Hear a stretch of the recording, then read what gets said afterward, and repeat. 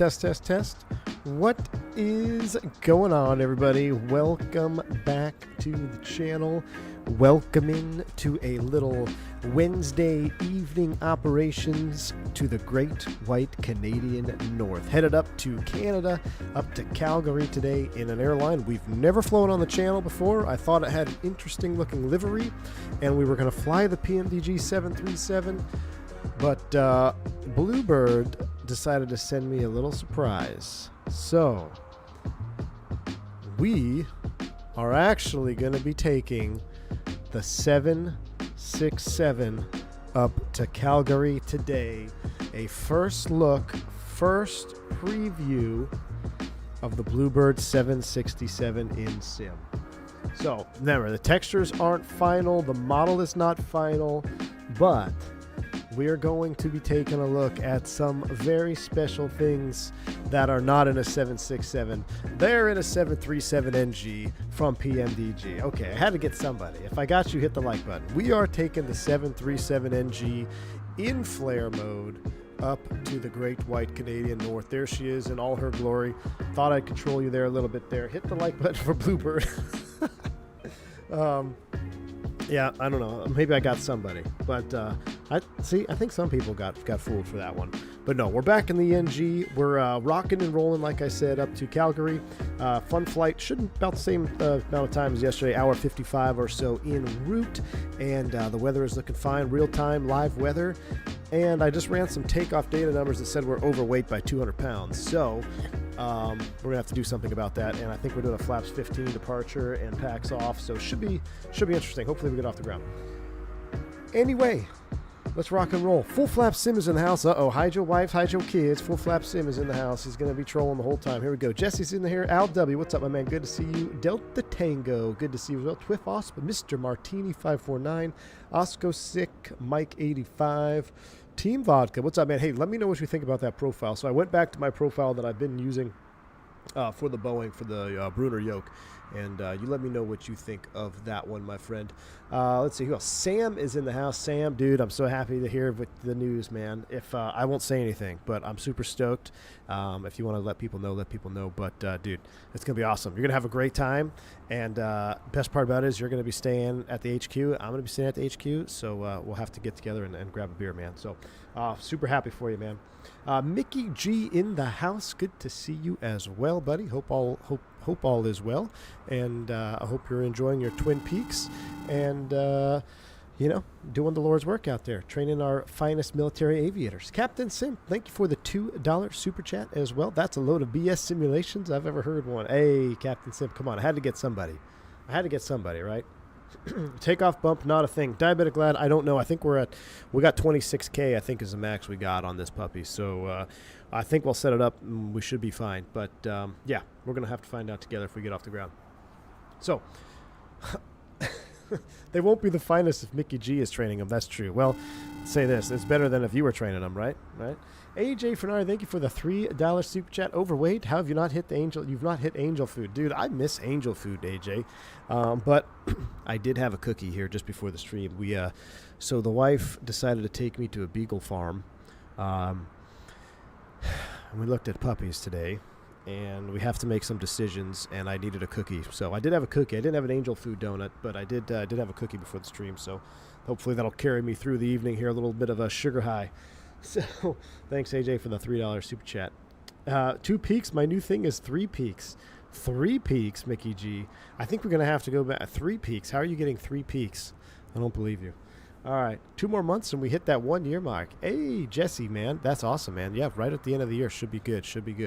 Well, who's ready to not forget the before takeoff checklist? I've been looking at some more flows, doing some more stuff.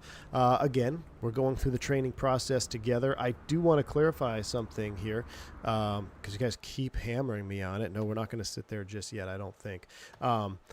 Overhead switches, engine start, auto for ignitions. Check. Callie Simmer. Did you hear the great news? Starbucks came back with the eggnog latte. 5 What? years. Yummy. Lol.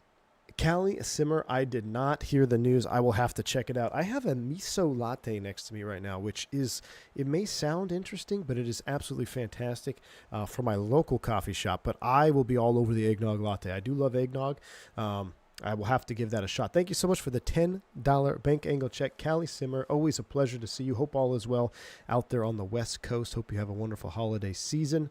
And again, always a pleasure to have you on stream. Thank you for the $10 bank angle check. Blackbird Controls is also here.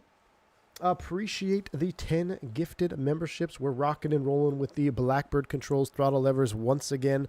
I have been trying to set up my sim here with my Throttletek on my left side, but I just can't do it yet. So yeah, we're rocking Blackbird Controls for the Honeycomb Bravo, which holiday season. If you want to get something for your sim, make sure you shout them out and let Blackbird Controls know. Something just dropped somewhere. Hold on a sec. I don't know. I heard noises. I don't know what that was all about. But anyway, thank you so much, Blackbird. I appreciate you, man. Very, very kind. It's going to be coming in handy here as I transition to the right seat, because I think Blackbird, I might end up putting my Bravo on the left side of my desk. Good thing the Honeycomb Bravo has functional, or the Blackbird levers have the functional buttons on both sides, right? So independently bound. So that's actually going to come into play here. All right. But what I was saying, everyone keeps talking about ignition switches. So on our particular fleet, the ones that are equipped with auto, we leave them in auto. So you guys can stop the commenting. I keep getting like 50 comments a stream. Start switches to continuous. Like, no. But hey, we're going to learn together. So let's get this thing powered up.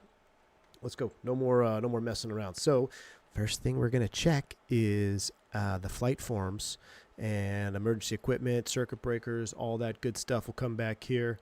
And we got the captain's jacket in here. Again, there's no FO jacket because nobody cares about the first officer, but we got the captain's jacket in there. Make sure you check everything, read all your bulletins, make sure you are in compliance. And then we're going to come up here and we're going to start the power on checklist.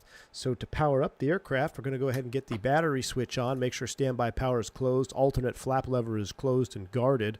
We're going to make sure the electric hydraulics are off. We got gear lever down with 3 green lights.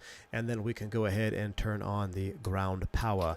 Basically, what I'm taking away from this here is that before you power up, you want to make sure that your hydraulics are off so you don't,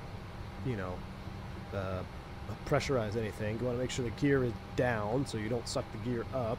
And you want to make sure your flaps are in a position where they're not going to move.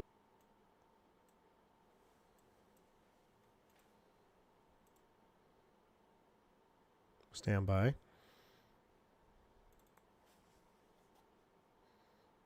Are we back?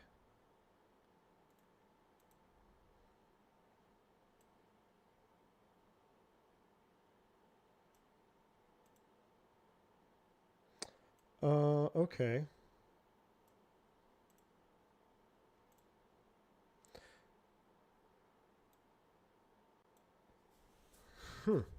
All right, guys. I don't know what happened. I mean, my computer just went black.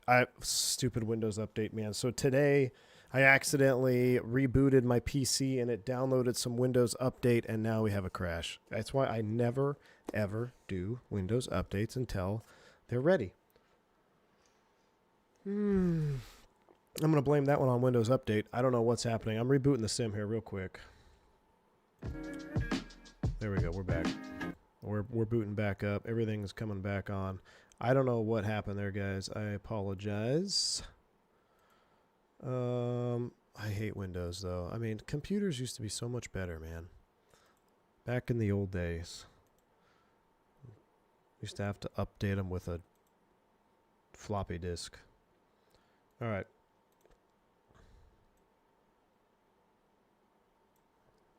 Now, my question is, do we have sounds? I think we will. All right. The servers are the limit. No, it wasn't. I know AJ always takes advantage of a crash to dog on Microsoft. I don't think it was this flight sim crash. That was a Windows issue, man. That was a Windows for sure. Windows XP was goated. I know. Changed my mind, dude. Changed my mind. All right, that's okay. We'll boot back. You'll see how fast it loads. Hopefully, it'll load super quick.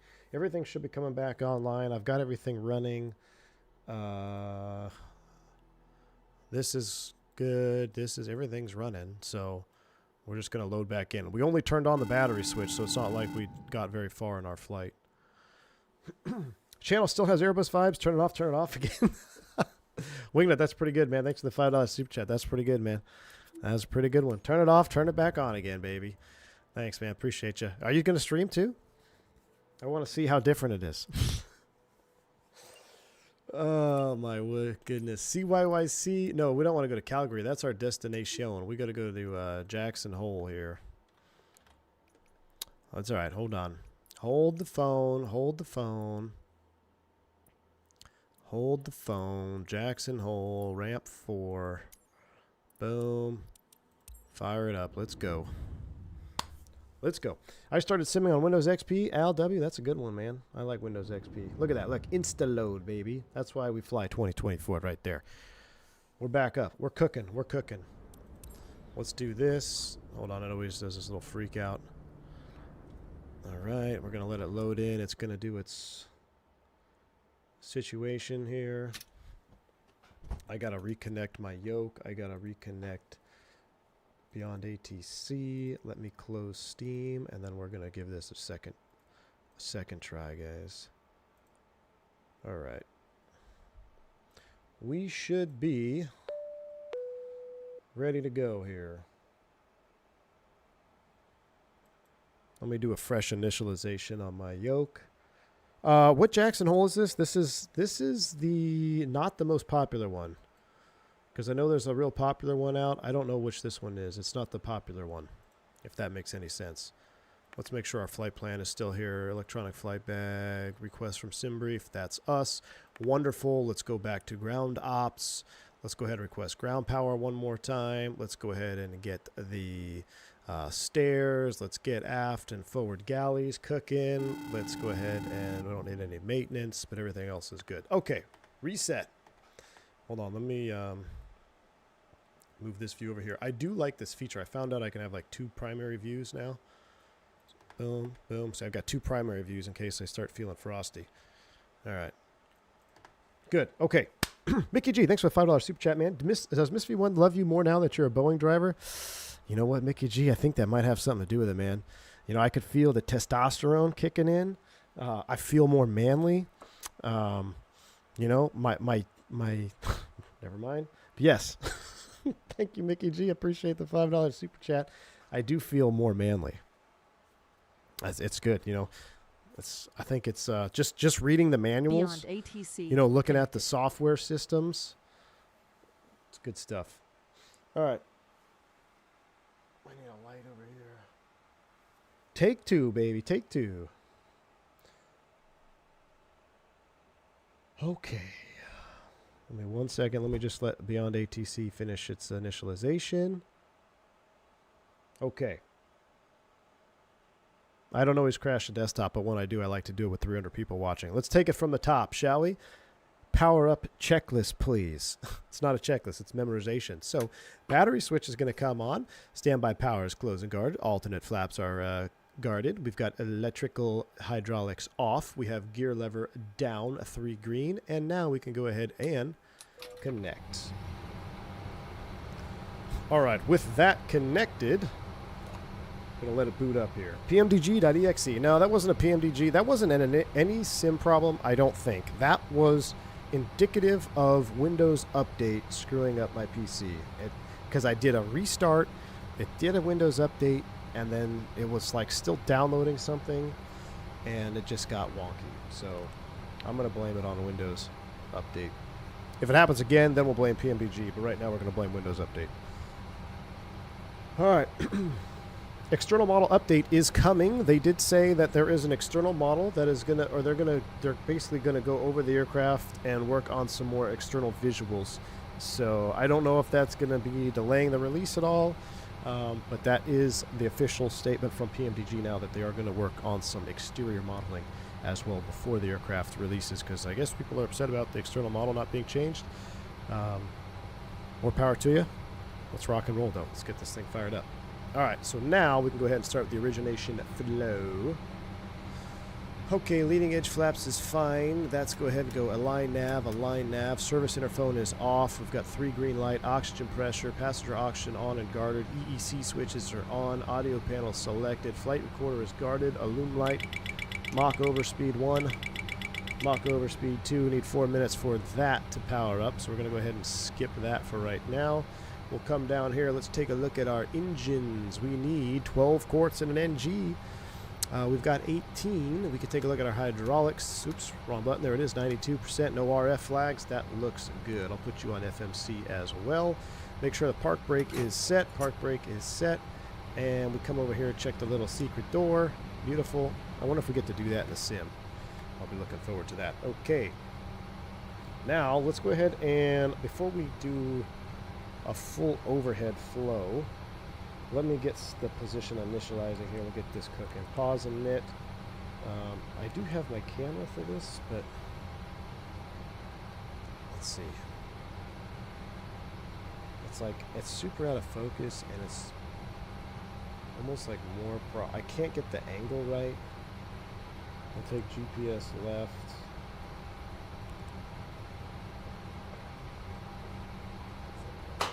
Get that out of the way there. Put this here. Boom. Boom. And we'll do a flight plan request. This is us, Jackson Hole CYYC. Select route. And it's going to request that. Yeah, it's blur. Yeah, it's blurring out. See, and because the camera is not, it's doing not good things. We're gonna kill that camera.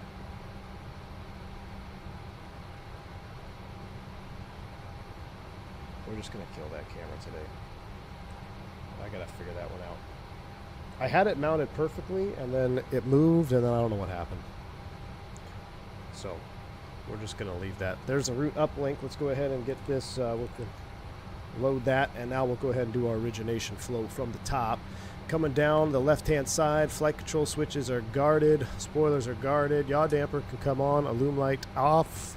Beautiful, normal. Displays auto, normal. We got blue lights in the spar valves. Fuel pumps are off with the looms. No lights there. Coming down this hand side, these are on. We're on ground power. That checks. We got IDGs closed and illuminated. Off bus here. And APU, we're not going to turn that on. We'll get the emergency exit lights on. Chime off, seatbelts off. That looks good. We'll get the window heat on. We'll get left, right. Or I guess that's, yeah, left and right window heats. Probe heats stay in auto. Anti-ice is off. Electrics off. We got 4 doors open. CVR test. There we go. We got 0, 0. That checks out. Voice recorder is in auto. Put you in forward cabin. Trim air is on as required. Off, let's see. Off, open, off. APU bleed is off. Bleeds are on. Cruise altitude today, I believe we're going up to 37. I'll double check that. 370 landing altitude. Toronto, 1200, maybe, allegedly. We'll take a look at that as well. Coming across here, we'll get the logo light on. That checks. Coming across our displays. I'm going to activate the route here. We'll execute that. Wonderful. Let's see. We'll get terrain up on this side. Barrel 200 above field. So it's 6420. We'd have to hold this here for a while. We got to really spin this sucker up. Oh, it's that low? I thought it was much higher than that. All right. I will go back. Calgary. What's Calgary? I'll look at the chart here in a second.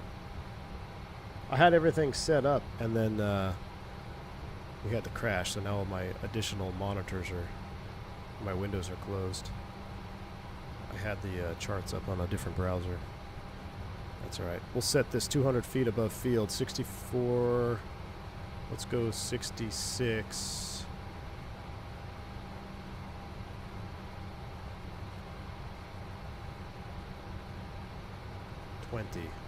6630, close enough. That's fine. Then I believe you hit the reset on the FO side, and what that does is it's supposed to close. It's supposed to take it off the captain's side. I don't know. I have to get in the sim to see that one. Everything else looks good here. We'll get the flight director on. I have a hard time believing this. They are on the auto throttle at the gate. Unless I'm missing context here in the flow, That auto throttle comes arm at the gate, which I'm just going by what the book says. All right, chrono is fine. Nose wheel steering is latch. Normal, normal. We'll go ahead and test up. Amber, test 2. Boom. Annunciator lights, test. Everything's coming up. Tapes and 8s, the old school check. Those all extinguished. We got auto, RTO. Illuminate and extinguish. There we go. No takeoff light. Those are all out. Hydraulics are not in the green. That's why we don't have any hydraulic pressurized. Same thing over here. Clock. Ground blocks are guarded. You could do the JIPWIS test now because we are aligned, but we'll just go ahead and skip that. Moving to the pedestal here. We got spoilers, flaps are up.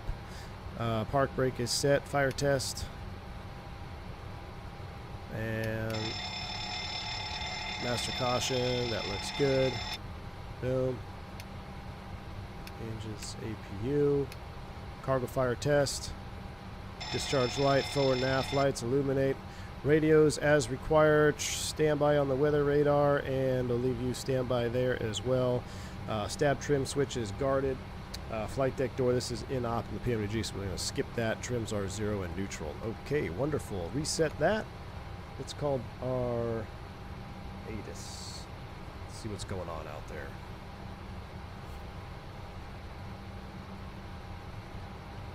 Calgary. Calgary is 3,600. 3,600. Thank you. And it helps if you, when you say that you set the radio panel, that you actually set it. Jackson Hole Airport Information Alpha. 2221 Zulu. Wind 220 at 6. Visibility 10. Ceiling 7,000 broken. Temperature 01. Dew point -10. Altimeter. Tree 008. Landing and departing runway 19er. Advise on initial contact. You have Information Alpha. Information Alpha. Jackson Hole Airport Information Alpha. 2221 Zulu. Wind 220 at 6. Visibility 10. Ceiling 7,000 broken. Temperature 01. Right, cool. Dew point -10. It's called ground up. Do y'all not do the takeoff config check with the thrust levers? I love hearing operators doing that pre-flight from the cabin. Sam, it may be a captain flow that I've kind of omitted. I have not seen that one. There is a takeoff. There is something in the checklist that says it says takeoff config button press if installed, and it is not installed here. So that's the takeoff config test. Now I didn't see that. Let me look real quick. 118.075. I don't see it on the captain before start Contact flow. tower 118.075. November 6 for 9. I don't see it, man. To be honest with you, I'm not saying we don't do it. I'm just saying I don't see it right now. But maybe it's in the taxi flow or something that I haven't been paying attention to. So anyway, that's what we got there. All right. Let me get this back. Procedures.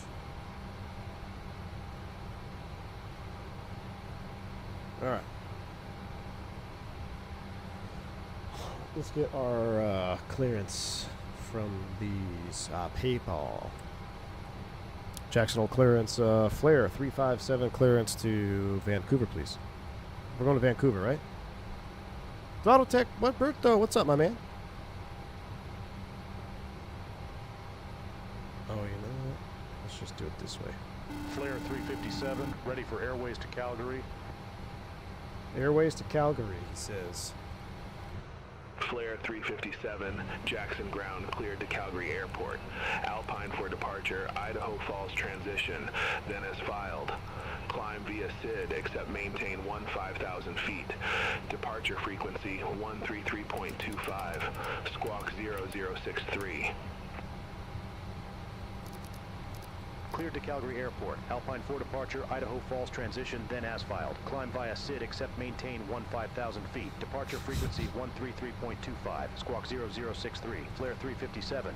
Wingnut, thanks for a $5 super chat as well, man. It says, surprising you don't test it during pre-flight. We do, but I suppose after crashing a couple 727, it gets ingrained to your culture. Loco, Flare 357. Most likely, Wingnut. I don't know. I haven't seen it, so I know the way you do stuff and the way we do stuff, there appears to be quite a few differences. So unless it's in the before taxi, when we get to the before taxi flow, I'll look at the captain's flow, see if it's in there, but it is not in the origination or pre-flight. So Thanks for the $5 super chat, though. Appreciate you. Where's the side stick on this thing? Roberto, I've been looking for it, man. I've been looking for it for the last couple of days. Still haven't found it yet. Let's go to the weight and balance. We'll import from SimBrief, just so we get everything instantly there. Let's go back to our EFP, or OFP, rather, right here. And this is kind of a new flight plan format, which is going to be very similar to what I'm rocking. You can see our burn fuel 93. Alpine 4, so let's verify this on the route here. Alpine 4 departure, Idaho is what he gave us. HIA, Choate, Couts, Tovum, and then for the Egg Ball 7 into CYYC. So we'll go back to the departure arrivals, and we'll load this up. We planned on SimBrief anyway, said we're expecting runway 17 left from the Egg Ball. So let's put 17 left in there. Egg Ball, and then Tovum, execute. All right, that's in there. Route page, perf initialize. We'll bring our zero fuel weight over 126.7. Verify that checks 23.4. Reserve fuel. We'll take a look here at our fuel ladder. Reserve fuel is 2.23, so let's call it 2.3. And cost index at 71. It's a whole nother thing learning this too. Cost index 71 is up there. Cruise altitude 37,000 feet, I believe. Filed, oh no, 34,000 feet. We filed 340. 340, we got to change that up top as well. Let's execute in the box, and let's set 340 up here. All right. Next page, RTA, don't need any of that. Let's go back to the net ref. N1 limit. We need 26K thrust on this because we're going to be at max. We're not going to derate. Sorry, I was pointing to my FMC. We're not going to derate at all, so we're going to be 26K takeoff. Flaps 15 required. Bring in our CG percent of 23.4, 3.79. That's right on the limit, I think, right? 35, 36, 41. And if we look, 3.79. 1, 2, 3, 4. So it's set 3.79. It's right there on the limit. So Turk says, yeah, I'm not a huge fan of the new flight plan format. The old was better, made more sense with how we flew the plane. Well, I guess that's the benefit for someone who has no idea what you had before, because I just got to learn one way. I find myself hunting for things that I feel like I shouldn't be hunting for. I'm sure it comes with practice, but like the cruise altitude, is there no cruise altitude on that first page? I got to look down, like towards the bottom. I know it's in the FOM, but I always find myself hunting for that. Let's see, what were we going to do here? Oh, squawk code 0063, and we'll move you to TARA, and we can assume that fueling has been completed. So with fueling complete, we're going to get the fuel tank pumps on. We're going to get the seatbelt sign on. This is Captain stuff. And we're going to get the APU started. Let's take a listen from outside, and then I will try to do another one of my flows here. And we'll run a before start checklist. I think AA and Southwest does landing lights at 18. Father, former pilot mentioned at 18. I'm not sure, man. I don't know who does what.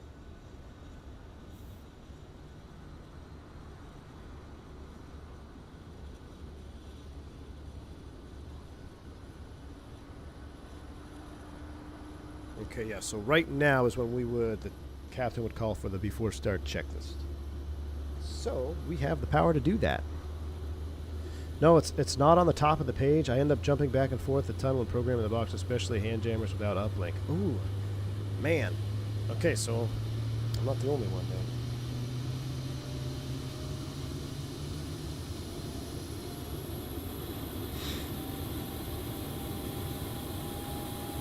Spool it up, baby.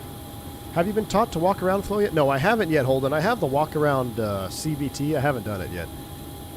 I haven't done walk around stuff yet. All right, so at this moment, El Capitan is going to say, before start checklist, please, to the line. And I will say, parking brakes. And Captain would respond, so I'm just going to have to do it all for you. Parking brake is set. Oxygen checked. We didn't actually check it. Let's check it. I missed that in FO flow there. So press test, boom. We do emergency on. Beautiful. And then back to 100%. Reset and on. Beautiful. That looks good. Oxygen is officially checked. Display switches, normal and auto. I'm going to be jumping the camera around a lot, but that's because I'm trying to train my eyes and where to look for these items, right? So display switches up here. Normal and auto. Window heat is on. Pressurization, auto and set. Terrain display is set. MCP set, and this is when we can also set our V2 and our LNAV VNAV, so I forgot to do that. 141 and LNAV VNAV off the ground. MCP is set. Displays checked. Auto brakes, RTO. Fuel quantity and distribution, we got 17,300 pounds and checked. CDU checked. Engine start levers cut off. Transponder, TARA, aileron and rudder trim, 00. Departure briefings completed. Fasten seatbelts are on. APU is on, and on buses again, Captain Flow. APU is on a bus. Flight forms and AML on board accepted. Aircraft is Fox Lima Alpha. PED's off. We are to the line at this point. Let's go ahead and disconnect all that stuff outside. So ground ops, release you, remove chocks, ground doors, close all, vehicles, release all, prepare for pushback and engine start. Flight deck to 7 V1 shared cockpit win. This would be the worst possible time for me to do a shared cockpit because I know nothing about the 7.3. So what I do learn, I need to learn it the way my operator wants me to learn it. If I do a shared cockpit with someone who's trained on the 7.3, I'll end up trying to take their procedures to bring them. It's not a good time. Principle of primacy. Remember we talked about that the first time you learn something. It's that you're going to typically revert back to that in a time of stress. So it's important that if we miss something, that's one thing. But when we're doing things, we want to make sure we're doing them correctly.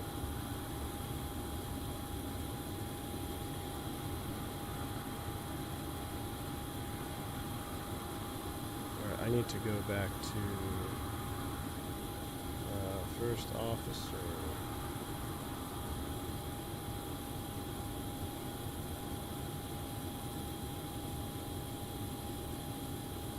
All right, this is kind of a new flow. I need to get good here. So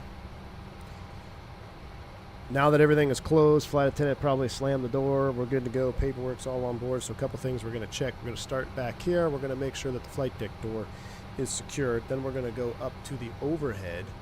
I'm going to straighten this view back out. So I'm going to go back up to the overhead. We're going to get the probe heat switches on. We're going to get the hydraulic switches on. We're going to verify, that's what we didn't do yesterday. We're going to verify hydraulic pressures in the green. And it points to the ND. I guess check pressure here digitally as well. Throw you back on engine. Okay. And then we're going to make sure our windows are closed. And then we're going to go back up top. And we're going to verify the lights out. And anti-collision light is on. Below the line checklist, please. Below the line. Antis. Oh, nope, wrong checklist. Probe heat. It's on. Hydraulic panel set. Doors and windows closed and locked. Anti-collision light on. Before start checklist is complete. Call for push, please. Flare 357, ramp 4, request pushback and engine start. Flare 357, Jackson ground, pushback approved, face west. Pushback approved, face west, flare 357. All right, I'll turn up the sounds for engine start. Let me know if it's too loud, drowning out my voice. Brakes released. Cockpit around, clear to push. I get to just sit here and look pretty. Start engines. I gotta say, I am looking forward to starting engines. Mickey Mike, V1, let's hope all is well. Thanks for the 53 months of support, my friend. How you doing, buddy? Welcome on board, man. Look at the Boeing cam on there for y'all. Did Flair really paint the pylon? Or is that a livery United mistake? 1385 IFR to Denver Airport. Did Flair really paint the pilot? Spicy. United 1385 Jackson ground, cleared to Denver Airport. Alpine 4 Dude, push back to after start is the most fun part of flying the 738 wingnut. Dude, all my life, man. All I've wanted my entire life is to move the old school 737 fuel levers. I mean, I may not be able to taxi anymore, but I sure can't wait to move those fuel levers. Ever since I was a kid. That's all I've ever wanted, man. Climb by a SID except maintain 15,000 feet. Departure They do paint the pilot. Wait until you raise the gear handle. Am I going to need one of those gear levers now, Mickey G? United 1385, read back correct. Call me back when ready for Push complete, sex brakes, start engines. All right, here we go. Configure the bleed panel. Everybody's been cooking back there. That's on me. We get the APU bleed on. Off, open, off. Grounding 2. Start valve open. Jackson ground. Hold position for traffic. Hold position, United 1385. We're going to wait for N1 rotation. You'll also notice I left the ignition into both. Minus 5C, first flight of the day. Field elevation above 2,000 feet. We're going to use ignition both. I'm gonna need a block of cheese too. Yep. There's click over. Engine stabilized. Grounding 1.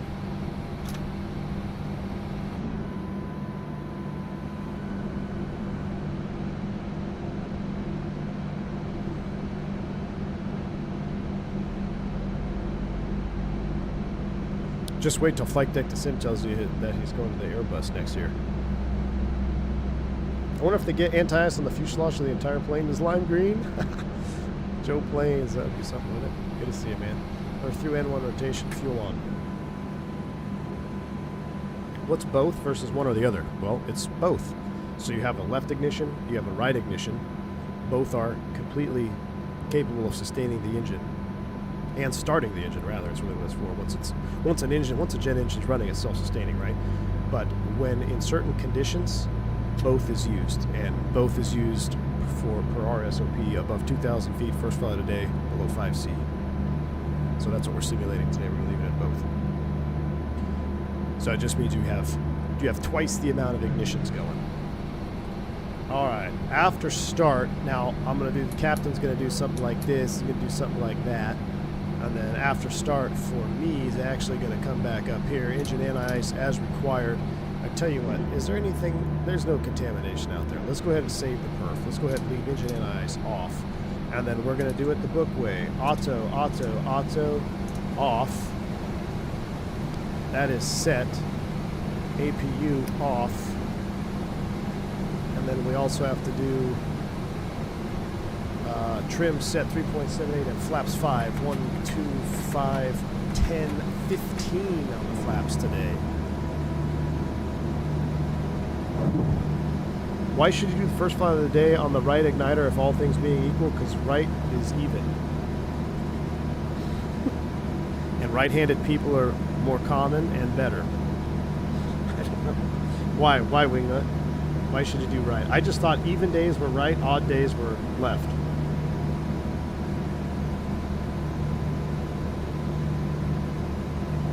Flaps 15 for takeoff. Flight controls. Oh, I did that wrong. I just got to do it this way. Checked. All right. As a lefty, I'm offended. I'm just messing with you, man. Oh my goodness. Okay, that's good. Now, let me see. After start, we did that. The captain says I have a salute. Stab trim, flaps, green light, takeoff data and bugs, jet, air conditioning and bleeds. Takeoff config switch if installed. Hold on. Let me go back to this. Let me see if it says takeoff config switch if installed press. If takeoff warning indication it doesn't say to do a takeoff config check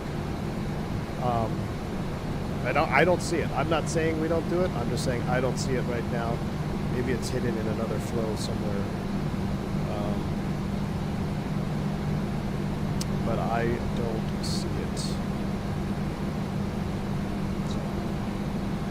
great question, but yeah, I don't have it.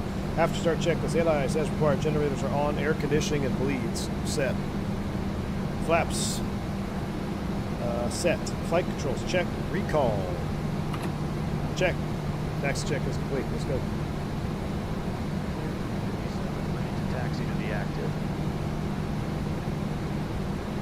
Flare 357, runway 19er, taxi at pilot's discretion. 19er pilot's discretion.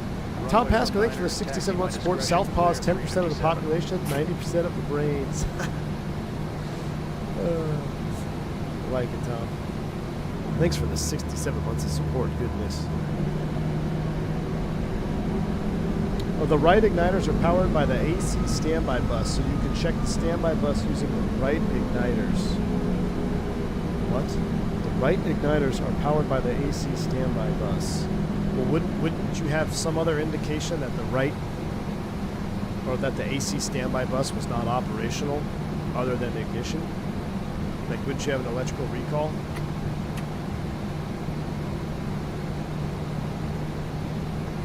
Slow, yeah. So, like, I could do one right now. Like, see, I just did one. I just did the takeoff config check. But somebody was asking if we do it at the gate. And I do not believe we do. Again, I'm finding out the Airbus is similar to the Boeing in the fact that there's 327 different ways to fly a 737, just like there's 327 different ways to fly Airbus. Alright, we need to get our heading to 190.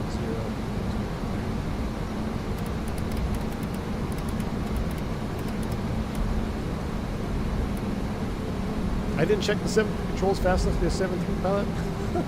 Source someone who sits in. Oh, you're right. Okay, I'll do a control wipe for you, Sam. Hold on. Pushback and engine start approved.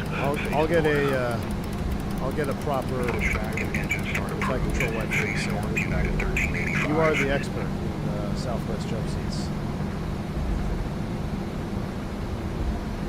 Oh, I'm drifting to the left here. All right, let's do a proper flight control wipe. There you go. Is that better? Southwest control check.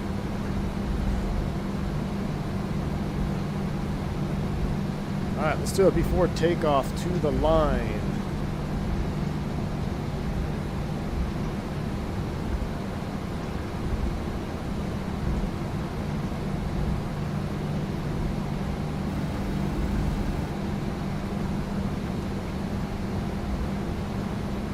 Takeoff config, if installed, is not. Oh, actually, no. We start at the stab trim, right? 3.78, 3.79 is set.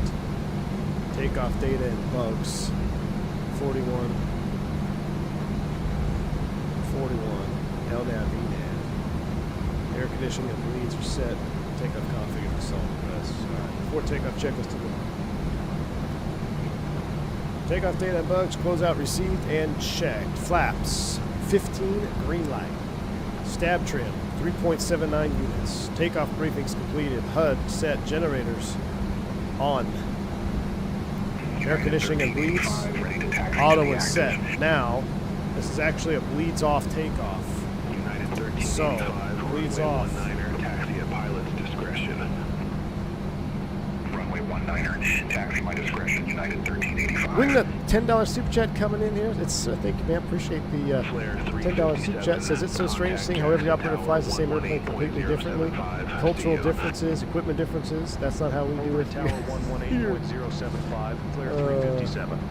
We got a here joke going on now. Thank you, Wingnut. I appreciate the $10 super chat. Mr. Left Seat Airby over there now. Appreciate you, man.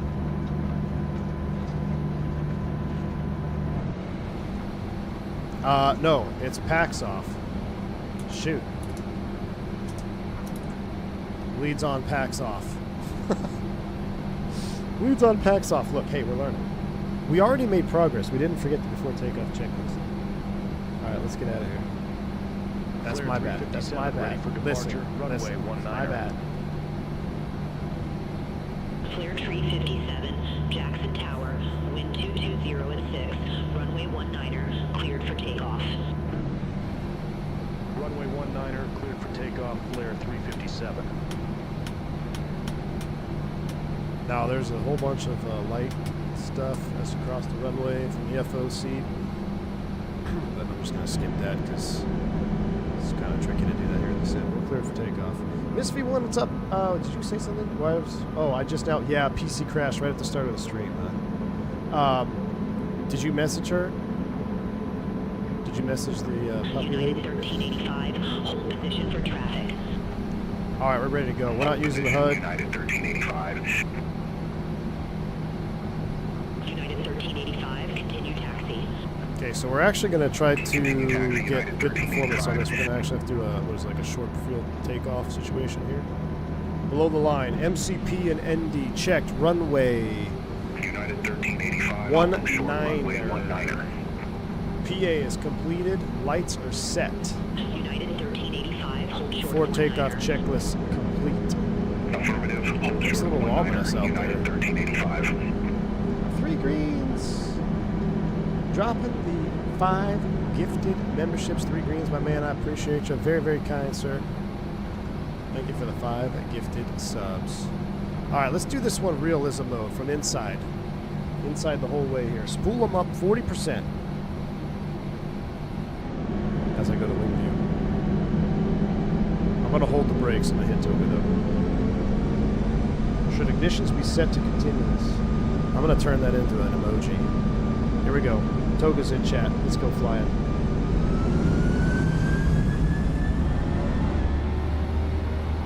N1, Toga.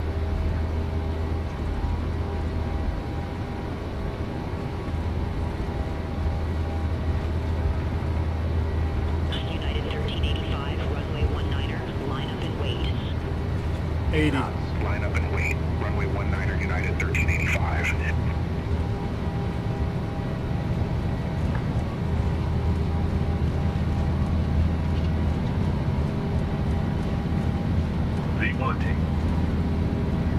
Golly, that runway is getting short. Phew. That's great. Gear up. Fly with. Man, we've used all that runway. Cleared for takeoff. Runway 19er cleared for takeoff. United 1385. Flare 357, contact Salt Lake Center tree 25. 1,000 speed. Contact Salt And Lake Center one, 3325, the flare nav 357, speed. take care. Salt Lake Center, flare 357, 7,900 feet.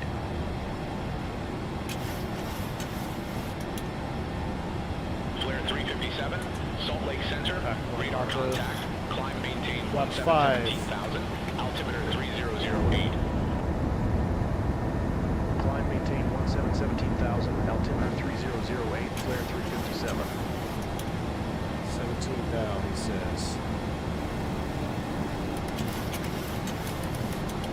Salt Lake Center. United 1385. Flaps Descending 1. via flat I-5. 6,900. Wow, we are pretty heavy actually for this, I guess. United 1385, Salt Lake Center, Oh, that's radar beautiful though. All right, flaps up after takeoff checklist. So flaps up, gear handle off, RTO off, bleeds and packs auto. After takeoff checklist, please. Flaps up, no lights. There it is, no lights. Gear is off, auto brakes off, air conditioning, bleeds and packs, pressurization checked. Anti-ice as required. APU is off. After takeoff checklist complete. Accelerated 250 knots. Now remember, engine start switches to ground. We got some turbulence here now. Oh, that's beautiful. Beautiful Jackson Hole. This is my first Jackson Hole departure on stream in a very long time. We've flown in here. This is the second time yesterday, but as far as orbit. Welcome to Jackson Hole. That's why those mountain flying birds exist. It'd be tight. I'm assuming, Turks, that the NG, far and few between, if ever, arrives at old Jackson Hole, right? I gotta find the shortest possible flight for jump seating on the 73 for my observations. AJ, thanks for $3 super chat. No more demand flex SRS blue Airbus trash. Oh, AJ, come on, man. We still love the Airbus here. We still love the Airbus. Never. Just a little pocket rockets. I figured. I figured. How's the transition from stick to yoke and IRL? I'll let you know in 2 months. I still am just as qualified to fly the 737 as Fly Navy is to fly the Airbus. Thank you, 3 greens, for the gifted subs and for 3 Aussie super chat. These Boeing sure will put hair on your chest. 3 greens, I know it, man. Even my beard is growing back faster now. Appreciate the super chat, 3 greens. I'm excited, man. I'm excited for a new adventure for a little while. You know, I may not stay on it for 10 years, but I just can't let Full Flap Sim start accumulating more types than me. Then he'd get more subscribers than me. We'll make this hard right turn, and then we will turn the autopilot on. We're going to just kind of hand fly. Wingnut, thanks for another $5 super chat, man. Appreciate you. Repeat after me. Airbus sucks. You need Boeing bravado if anybody's going to believe you, or they're actually a 7.3 guy. Oh, man. I don't know yet. I have to go through the sims first to at least experience full experience. The Boeing bravado. Maybe that's why you guys are taking them off into the runways. Flight level 340. That sound. I feel like that's a hazardous Flight attitude. level 340, flare 357. All right, 340. We should turn the anti-ice on as well as we go up into these clouds. Engine anti-ice is coming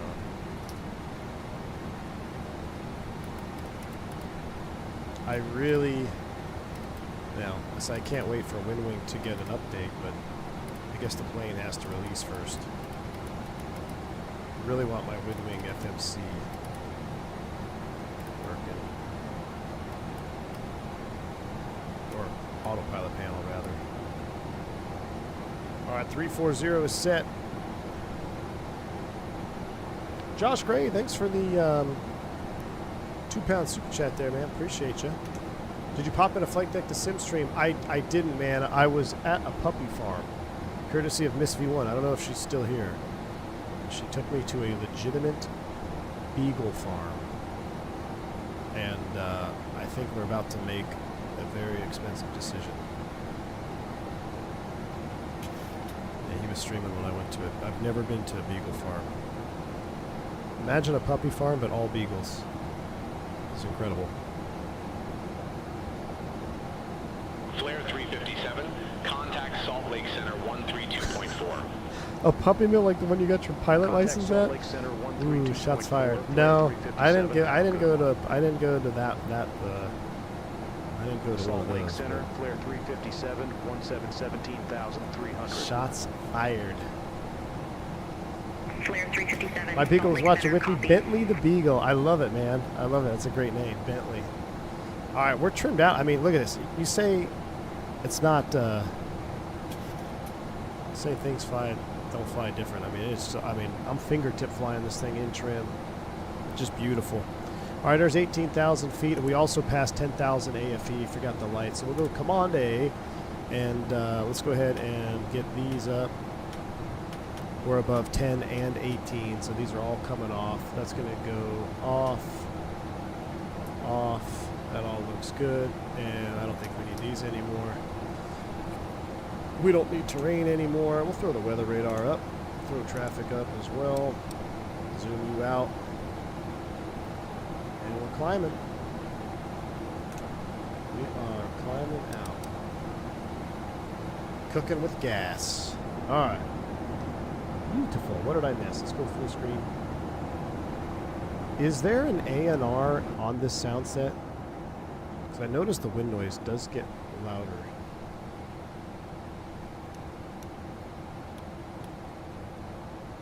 Was there an A&R on this like the Boris pack had? there is. Click the headset. Click the headset, the bill says. Click the headset. Where's the headset? Oh.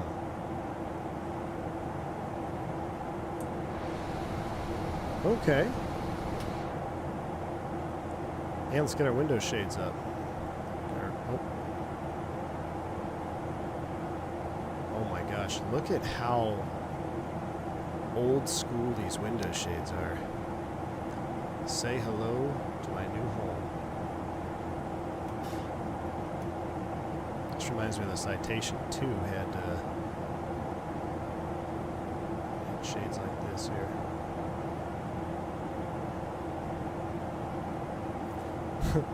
We used to, on the, I think the ERJ had them too. I think the ERJ had them. I used to, well, not me. Allegedly, people would sometimes take a dry erase marker and they would draw HUD lines on this. So when you pop the sunshade up, you'd have a HUD, or you'd have some profanity drawn on there, and then they quickly shut that down. Somebody got offended. Kinderfluff. I know, Turks. Do they make Turks? Do they make a special Kinderfluff for the Boeing? Because I have a Kinderfluff for the Airbus. Flare 357. Salt Lake Center, Flare 357. Good afternoon. Flight level 227. It's Timu after Boris ANR, but still does it. Flare 357. Salt Lake Center. I'm with you, Turk. I still like the. Well, I miss the Boris sound pack. I only flew a handful of flights before I moved to 24. But I'm with you, Turk. I'm with you. I still think, though, I mean, you cannot say that the sounds are not great. Like, they are still very, very good. For default sounding airplane, for default sounds, they have way stepped up. I mean, it's completely fresh compared to the original sound set from PMDG. So if you're someone that doesn't want any more like enhancement sounds, I think you're going to be completely happy with it. The tactile, the switches are very tactile. I like them. But I'm also using a headset, so I think they're good. I really don't have anything to complain. I always, I always say engines louder, right? But that's just me. 3 Greens, thanks for another super chat. His future's so bright, he needs shades. I'm going to have to start putting batteries in my ANR headset. I know, Wingnut. It's not good. Thank you, 3 Greens. His future's so bright, I need shades. I missed the cockpit graffiti stickers were the item of choice in my regional days. Yep. Stickers. We had Vegas cards. Yeah, man.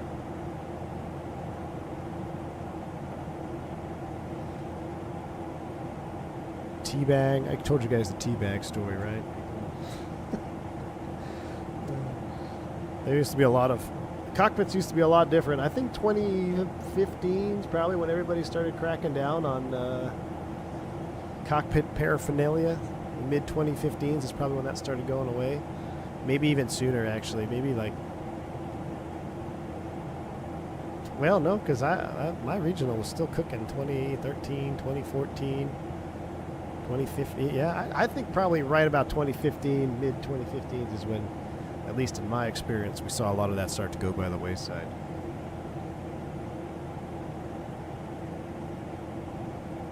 Slow says it's amazing how picky the flight sim community is. Today, 20 years ago, all would blow my mind. Slow, exactly. And here's, I want to piggyback off that comment, Slow. So I was listening to some of Captain Canada yesterday. I think it was yesterday. Maybe it was when I was driving home from the schoolhouse. But he said something, and I thought couldn't be more true. He goes, I think people hate on PMDG just because they want to find something to hate on. And I haven't seen it, really. Like, I feel like our chats have been very positive. A lot of the comments on the videos, all of them pretty much have been very positive.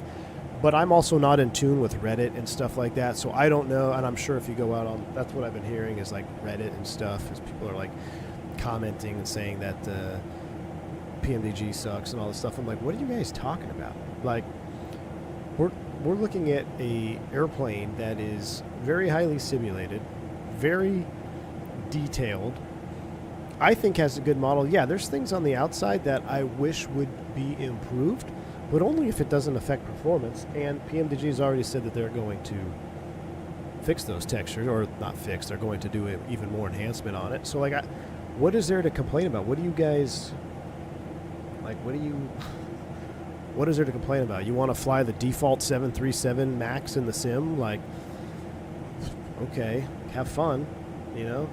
No one is forcing you to buy a PMDG 7.3. But yeah, Nabil, I'm with you. I mean, I'm happy to hear anytime if they're going to continue to improve, heck yeah, man. Bring on the texture update. Bring on the little cabin items, right? We got movable bins now. I still think the lavatory door sound, genius. Genius little just, you know? Yeah, we don't have a lavatory modeled. Okay, but if you try to get in there, we're going to make it, you know, say occupied. Like, that's great, man. So, I don't know. I don't know where the hate stems from. I think it's from, like I said, I think it's because it's the cool thing to do. People want someone to hate on. And that's, I mean, because when you look at what airplanes, I can name off a ton of airplanes that come nowhere close to the PMDG standard, and they don't receive near as much hate. So I don't know.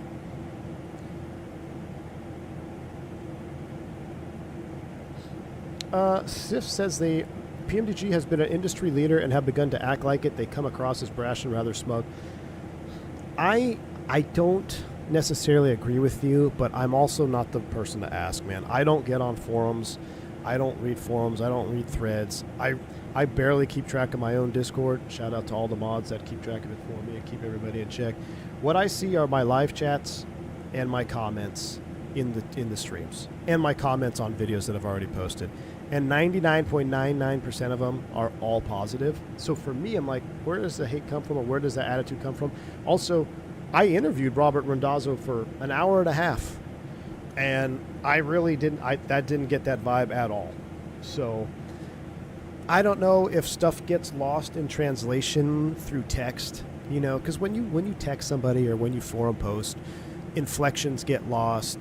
What are other things that get lost? Like, I said inflection, or what's the other word? Where you're joking but you're not joking, or like tongue in cheek. Like, you can get lost in translation over text for sure. But an hour and a half video podcast I did with Rondazzo, I did not get that vibe at all. So I think people are more obsessed with simulating being a passenger than just flying the plane. Bulls, that's a great comment. I agree with you, man. Captain McGee, thank you for the 27 months of support. Says, where did they post about the new PMDG delay? So I don't know of an official post anywhere, but I have been, I did receive an email, and it was said that you could mention it for all the content creators and stuff that receive the emails through PMDG. They did send out an email, and they did say that we can mention it, that they are going to do a kind of an overview of the exterior and do some updating. They're actually going to pull some resources from the 747 team. The way I read it, they're going to pull some resources from the 747, which, in my personal opinion, I wish they wouldn't. I wish they would just leave it. Let's go full steam ahead on the 747, but obviously that's not not what's going to happen. But they're going to pull resources from that, and they're going to go over some external model, external texturing updates to the airplane. So, and that's good. I mean, great. Putting RSR on camera is one of the best moves PMDG made. I agree, Gray Shirt. I totally agree, man. 1,000 foot to go. He ignores polls too, confirmed.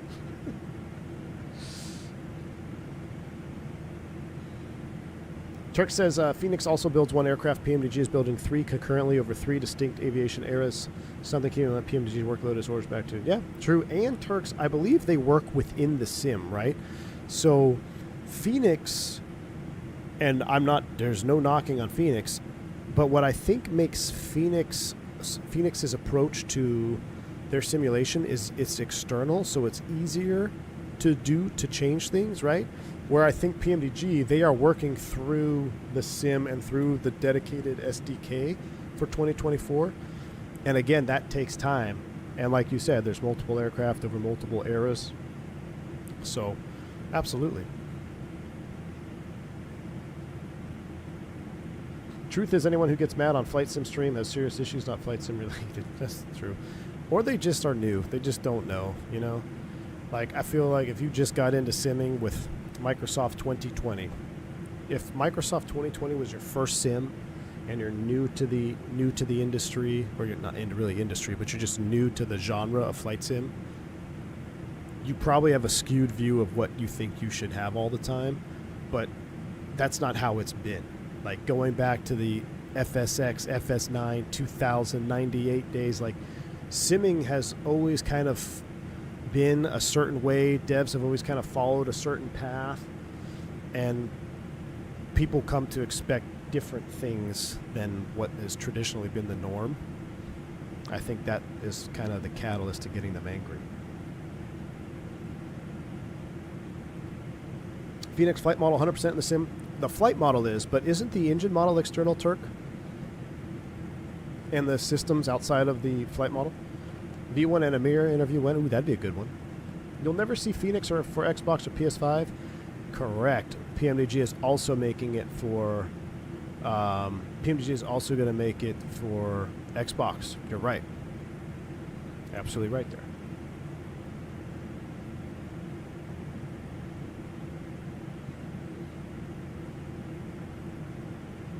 What are your thoughts on the new F-mod sounds for the Tolus 339? I have zero thoughts because I have not experienced it, my friend. I apologize for that.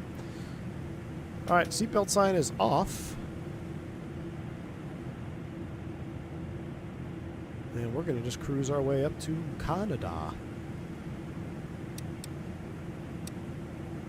I kind of like the jump seat view, I'm not going to lie. Let's go ahead and just stay on the jump seat view for a little bit.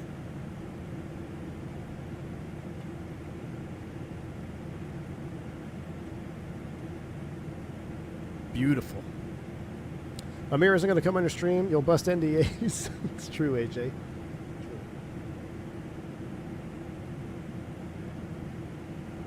Do you think you'll try the hot start TBM when it comes out for X-Plane 12? No, because this is G1000. If you've never done development using SDKs, you have no idea the workload or learning curve. Yes. Much less 3 simultaneous projects. You're 100% right. And you guys remember in the podcast, I feel like I should play it for you guys, where Rondazzo was talking about in P3D, he could identify an error, isolate it, troubleshoot it, and retest it all within like a minute or 2 minutes because of the way that the developer tools were. In 2020, that same task would take him, what did he say, like 20 minutes, 30 minutes? And he said the same was true in 2024 up until recently, when they're getting it down to a couple of minutes now or something like that, right? So the tools are also limited. You got to think there's a lot of that. Like, it's not just, they are working with the tools that are given to them. So that should be eye-opening for a lot of people too when you think about, you know, working through the SDK. And if you've never, the only thing I can relate this to is, like, if you've never done any type of building or creating in a sim or a game, I always think of when I was building missions for DCS. I used to build missions for DCS, and it would take me so long before the tools allowed you to see the size of your vehicle in scale. For instance, if I want to build a military base, right? I want to build a FARP, or let's say a FARP rather, right? And I want to put a Humvee here, and I want to put a tanker truck here, and I want a helipad here. What I would have to do is I would have to just click on those icons, place them on a map, load into the sim, see how big they were, where they were, exit out of the sim, go back to the map editor, rearrange the truck and the fuel tank and the helipad to where I think they should be, load back into the sim. Okay, so the helipad and the fuel truck are good, but I still need to move the Humvee. So go back out, get back into the map editor, move the Humvee over a micro pixel, and then load back into the sim. that used to take a very long time. You multiply that over building an airport, building objectives, right? Well, fast forward a couple of years, DCS came out with better editing tools to where you could actually see the unit in its size relative to everything else on the map. So you could place a Humvee down and you know exactly how big the Humvee is and how close that Humvee is going to be to your tanker truck just in the map editor. So that completely eliminated, well, I wouldn't say completely, but it eliminated 3 attempts of going into the sim, loading, checking the distances, and then going back out and moving it. You could pretty much get it right where you wanted without ever having to load back into the sim. So that is just a small example of an unrelated quote-unquote developer tool or situation of how you're making things. Multiply that times 100 and then do it with aircraft systems, right? And try loading and reloading your flight sim, testing this thing again, going from this altitude to this altitude, right? So that's, I can only relate it like that, and I can imagine, you know, getting those times down in between identifying and troubleshooting a problem. That's huge for PMDG. Yeah, the distance tool. Chris PT6, what's going on, my man? You down safe? You been flying today? Mr. Left Seat over there. Frickin' Chris PT6, man. Of all the friends, well, I don't have a ton of friends, but I know a lot of people in aviation. Chris PT6 is a gangster, man. Left Seat, Gulfstream Captain. Frickin' sweet, man. I saw you eating like a savage, though. With it. I'm going to have to practice. I'm going to have to get a, like a maintenance can or something. Here's my concern, guys. I just realized something. So, if I want to eat my crew meal in the 737, I don't even have a maintenance can to eat it on because the maintenance logbooks are all digital. So what am I going to do? Eat on the back of my iPad? I don't know if I'm ready for this lifestyle, chat. I don't know. Would we ever see DCS World on this channel? We have a few times, and I want to again because I want to see what I do want to fly that C-130, but right now I'm going to be completely frank. Like we're gonna be flying a lot of Boeing, guys, for the next week now or next couple of weeks. I'm gonna try to sprinkle in some other stuff because I'm gonna have to give my brain a break. But we might go back to X-Plane, maybe see the classic just to kind of mix it up a little bit. Might try you know, a different variant here and there, but you're probably going to see me doing 7.3 stuff, a little bit more common here for sure. And then once I get into sim training in January, we'll probably not see me for a while, and then, you know, we'll have to figure out what happens after that. But I'm going to be using the sim as not only entertainment for you guys, but a tool for me as well. What a sad story. Pulls out tray table. I know. Gosh, that tray table, man. That's all right. That's all right. They do give you a tray, by the way. Okay, so we're not complete savages. That makes me feel better. How do you think this compares to the level up? I have the PMDG 7.3 in 2020, but I don't know if I want to pay for the upgrade or just want the level update to come out for X-Plane. Well, the level up, from my experience, does not fly, or from what I've been told, rather, does not fly really like a 7.3 does at all. It has a pretty good model for X-Plane, has pretty good textures for X-Plane. And I'll be honest with you, not even just for X-Plane, the texturing on the level up is nice. I mean, you could pass some parts of the level up into Microsoft and it would pass. Like, I've seen worse modeled airplanes in Microsoft than the level up. But as far as flight model goes, it's just not correct. This is what I've been told. So, as far as PMDG, if you want an NG simulation in Microsoft, it's going to be your number one choice. V1 wouldn't last a day eating MREs in the back of a Humvee. Man, probably full of sand and stuff too. Practice crew meal, something between your legs at dinner time, plus a random bump on the chair from the kids.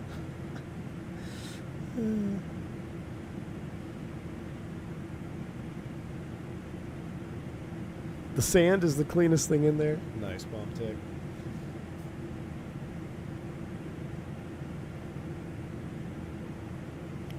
Flip, if you're in X-Plane, the Zebo gets a lot of praise for its simulation. Now, I don't know if you're a visual person or not, but the visuals on the Zebo make me want to gouge my eyes out. But from what I've been told, the systems and the way it flies is pretty good. So if you're in X-Plane, it's free. Why not give it a shot?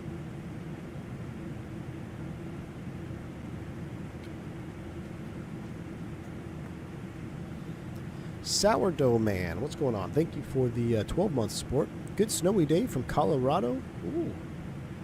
Winter is dead to me. Is it snowing in Colorado? Maybe we should have flown to Colorado. Get some snow. Ooh, I think we're across the border.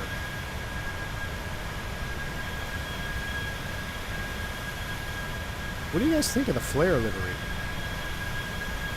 They definitely got some flare. The mint is like, reminds me of toothpaste. Minty toothpaste. Let's get on some Christmas tunes. Allegedly. What do Canadians listen to? Is there Canadian music?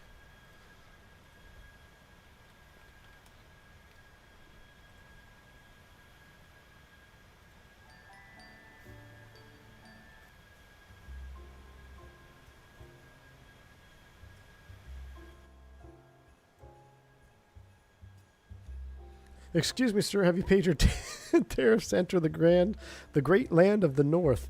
Well, no. Am I exempt as a crew member? What's up, Cap Canada? How you doing, man? They listen to Nickelback. Oh, that's right, dude.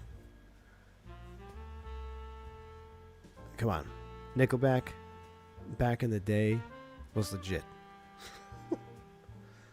I'll look the other way this time. Okay, good. I'm just coming up to get some maple syrup because you guys keep jacking the price of that stuff up.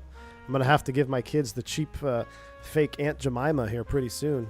You guys keep jacking up the price of maple syrup. The good old hockey game is the best game you can name, and the best game you can name is a good old hockey game. It's Canadian music.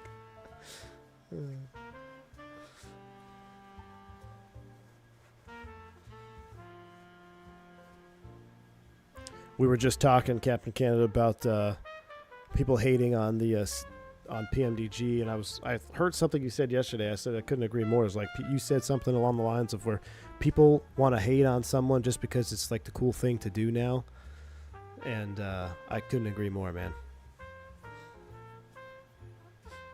How do you determine the flap settings? TPS, which I don't even know what it stands for. Turks, what's it stand for again? Something performance something? Oh my gosh, I have so much to learn. So, but Jones of Drums, for this particular takeoff, I had to finagle. I was importing our takeoff data into a calculator, and I was getting not enough distance. So I finagled it. I had to up the flaps to 15, and we had to make sure our weight was right at max limit. Takeoff performance system. There we go. Thank you. If you wanted maple syrup, you should have flown to Quebec. That's where we keep all of it. Ooh, that's on the other side of Canada. That's a long flight. Gosh, you don't realize how big Canada is until you try to fly from East Coast to West Coast.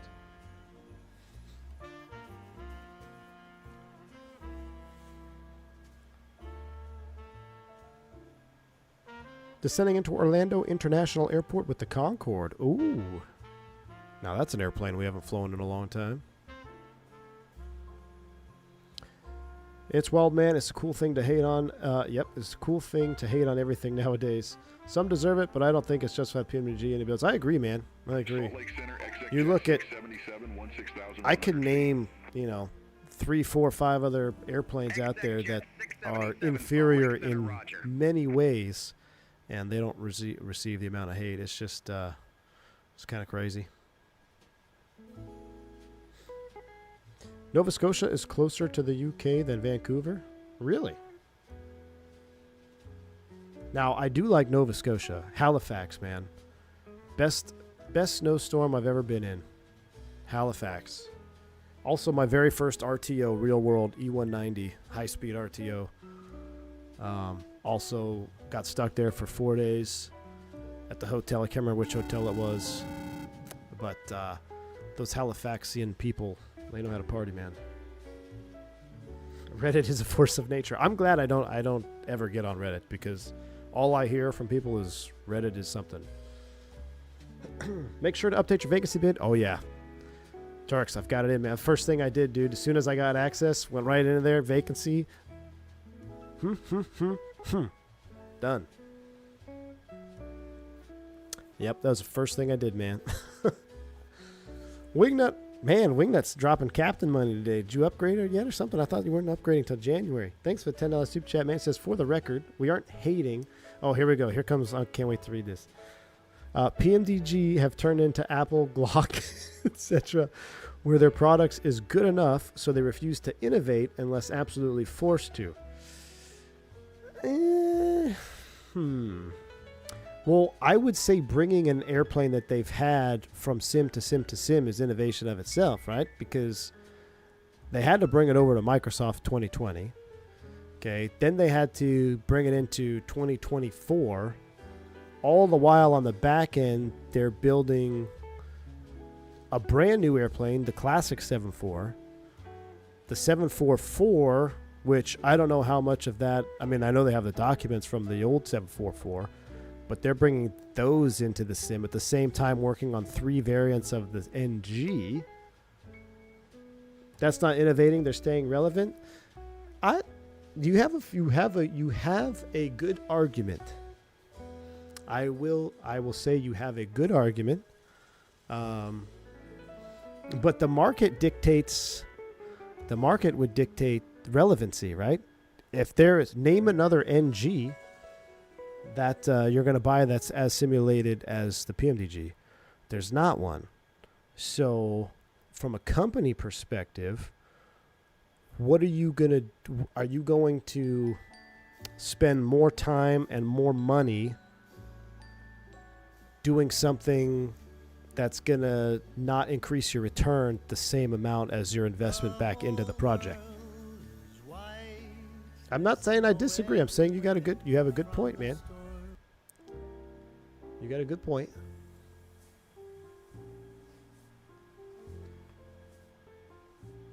Nova Scotians are a different breed. The winter is cold, windy, and rainy, and brutal. Yeah, for sure, man.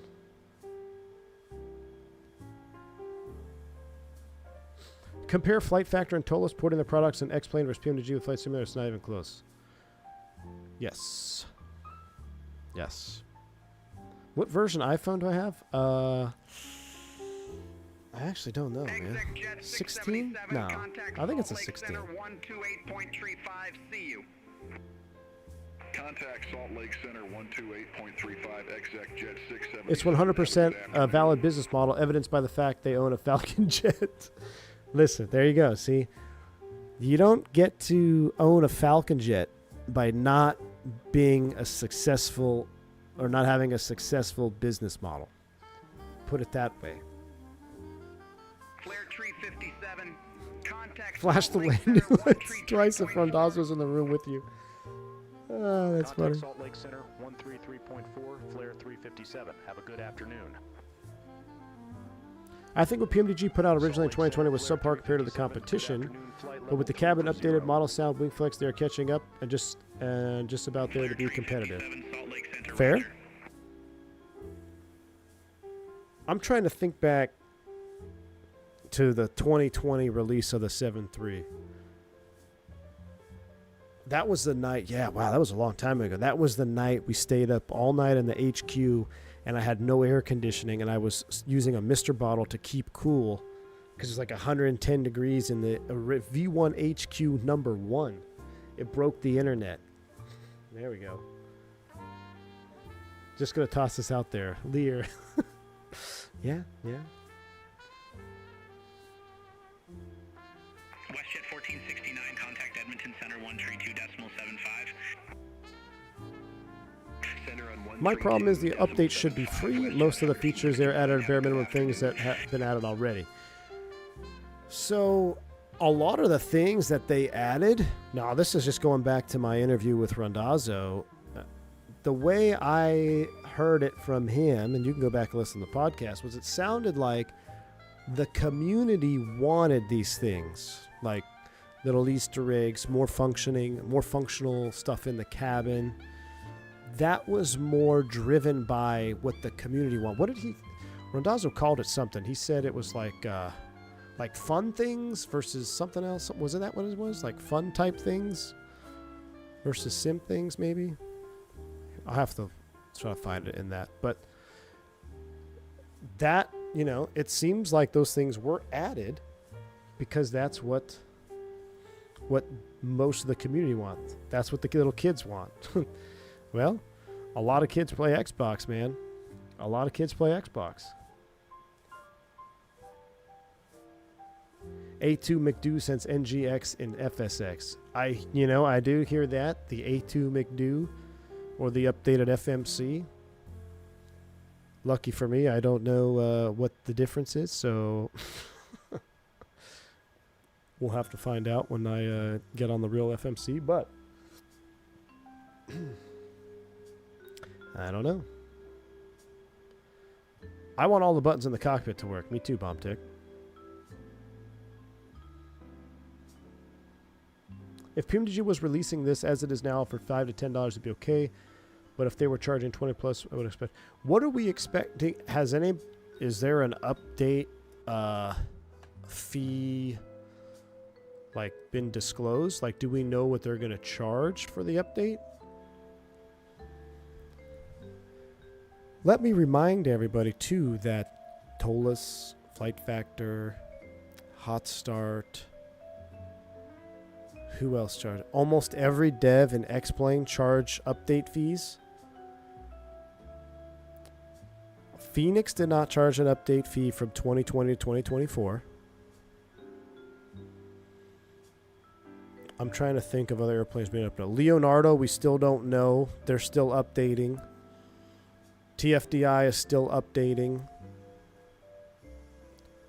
I'm trying to think, do we have any other, this is a genuine question, do we have any other devs in 2024 that have updated a product from 2020? iFly doesn't count because that doesn't even really work in 20. I mean, it works in 24, but there's a lot of issues with it, man. There's a lot of issues with the iFly in 24. It's not native for the sim.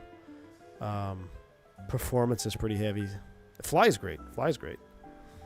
But I wouldn't call the that was like a compatibility update.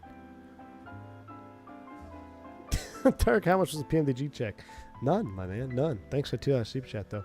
Captain Kenneth says, if you don't mind me asking, I'm sure it's been asked, but what's the training like when moving over to a new aircraft? Do you get to fly it? No. So not in the United States, man. That's kind of a European thing. My first flight in the aircraft will be a live flight with passengers. So we go through.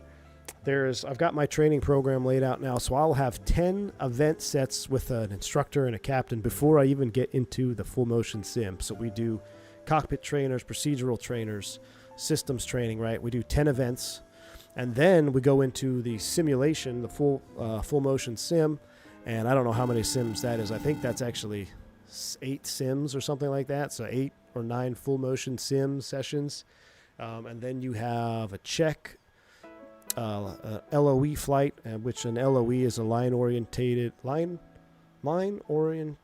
evaluation.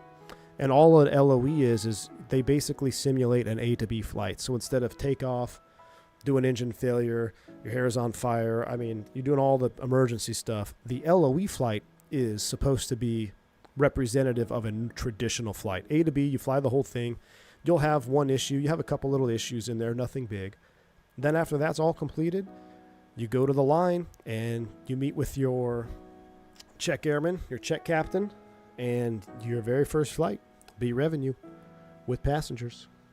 So just a little bit different. Yeah, I know in Europe they actually take a bunch of students up at the same time, right? And they do practice touch and goes and stuff, but we do not do that here in the States.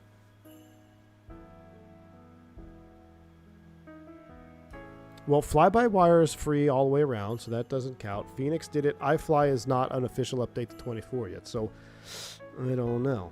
Now, Fenix is the only one where I will agree with you that what Fenix has done has set a new precedent. That is why Fenix, in my opinion, still holds the gold standard at the top. But fly-by-wire has been free from the get-go, so they're not going to charge for an update for a free product. That's kind of silly. The iFly update was literally just to get the airplane working in the sim. It's still got a 2020 background. It still has its own host of issues. And from what I've been told from Wingnut, who just super chat again, thank you, man, I appreciate you. Ask Wingnut himself. He said the iFly FMS has actually got its own issues. So you let me know, man. Thanks for $2 super chat. Until you can show me crisscross applesauce sitting on a desk until I see it sitting there in a holster and it going off. I love that video. Thanks for the $2 super chat, man. 3 greens. Thanks for the 8 Aussie. Appreciate you. Just Flight never charged for it. Yes, very true. There's another one. 3 greens. You are correct. Just Flight never charged for the RJ146 and F28 upgrade. 100% correct, my friend. And 100% an airplane we need to fly. We need to fly that update for sure.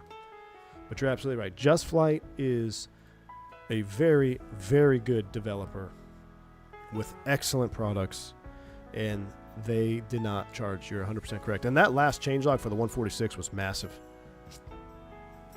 The song is putting me to sleep. I'm going to change it.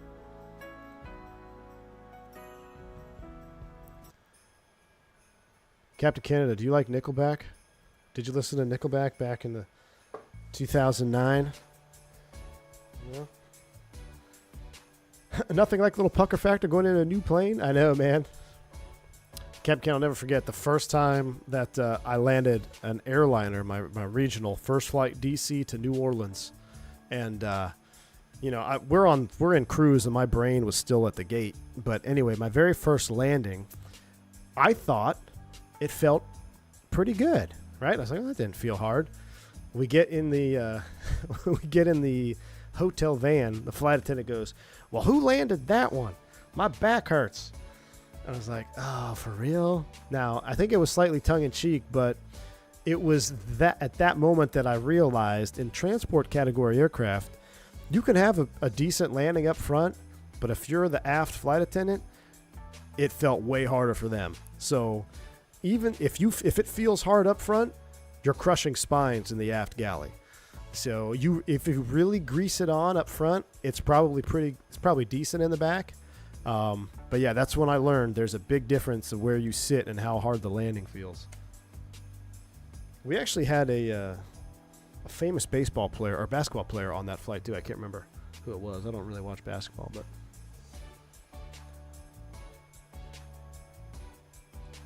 now every time I get on a plane, I'm going to be wondering if the FO's first flight.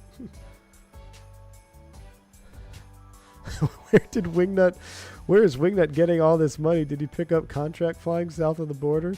Well, I heard he's upgrading, so he's spending that captain money now.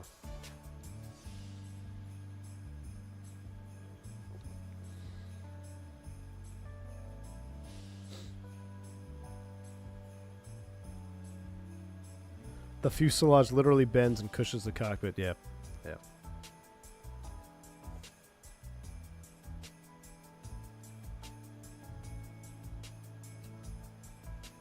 Are you a baseball guy at all? When I'm trying to go to sleep.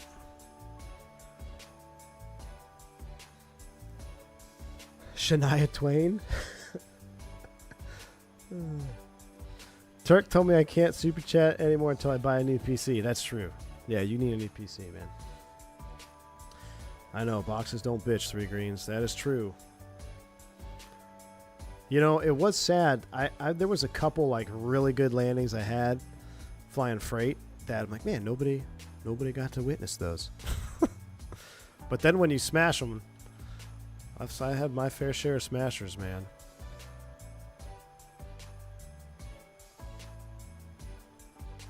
Man, we need a bare metal livery for this stat. How many years was it on the bus? It must be massive change. 10, almost 10. Getting into 7.3 training, breaking. Oh, Captain Canada. So that is why, by choice, I went into it saying, look, I want the 737 because, number one, going to the Airbus for a different operator, you're going to have to not only learn all of the new procedures, the clerical stuff, reading the releases, the way they get the performance numbers, all their stuff that they do clerically flying the airplane. You got to learn all that new.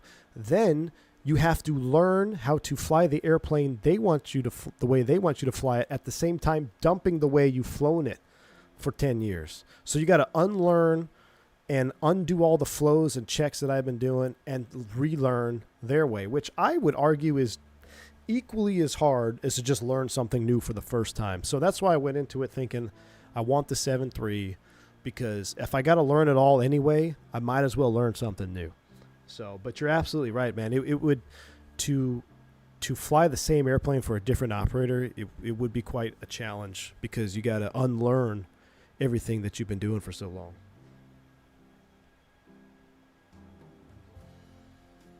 Has learning more about the 7.3 changed your mind at all? It says design and safety. No, it does look cooler to me, though, now. Look at that. I mean, she looks sexy, man. She looks sexy. The bus is comfort. Now, ask me again in like 2 years, okay? But right now, I still got the Kool-Aid running.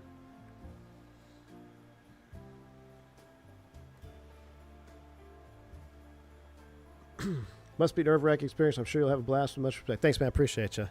Well, that's why they got guys much smarter than me in the left seat to hold my hand through the whole thing. So I'm just going to, I get to relinquish that. What are the 3 stripes on your shoulder they stand for? Is I don't know and ask the captain. That's why I have 3 stripes. So it's kind of nice to relinquish that.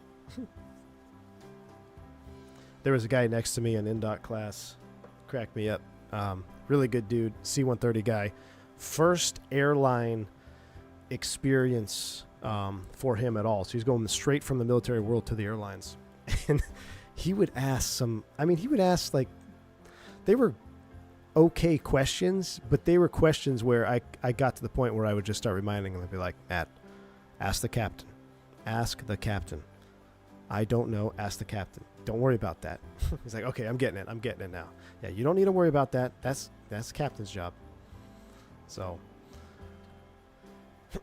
I will say I will miss taxiing.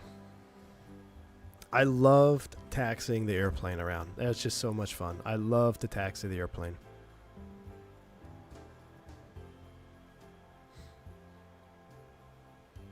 Remember to hold the captain hand after V1. I guess I don't believe we do that. I don't believe we do that. T-Flight 2 is a Volkswagen with wings. AJ, my man, thank you for the $10 super chat. Be the streamer that slams the landing and pops open some bins.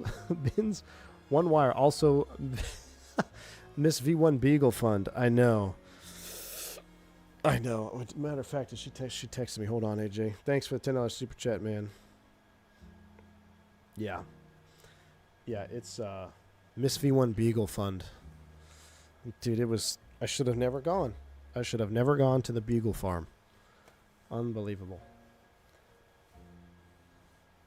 You can taxi 7 degrees, left or right, or can't you?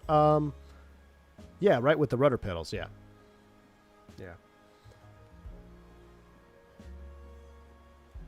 Am I learning the max? I am learning the max as well, yes. I am learning the max as well. Wait, if you smash the PMDG 24, you can pop the bins? Is this true? You can pop the bins in 2024 in this airplane? If that's true, I will legitimately try to smash this landing, guys. I want to see that happen. Ooh, we're going to get another sunset tonight. It is true, CFA? Okay, let's do it. Let's try to smash it. I wish I would have known that for a landing in Jackson Hole, because we were way illegal. We have to be down by 1,000 footers. So an interesting SOP, Captain Canada, if you fly back to Jackson Hole, and I just learned this the other day. So our SOP is a mandatory go-around if you are past 1,000 feet. So you have to be down before the 1,000 footers. So if you want to practice smashers, head into Jackson Hole and try to apply that SOP. Yeah, we did it yesterday. We floated the whole friggin' touchdown zone, but I wanted to go home, so I landed long. But I wish I would have known that. We'll try to smash this one. We're also going to land flaps 30 on this. Captain Canada likes floaties. No, he's the no floaties, man. I watched one of his landings the other day. It was like 60 feet per minute in San Fran. Sheesh. I think the best I've got is like 200.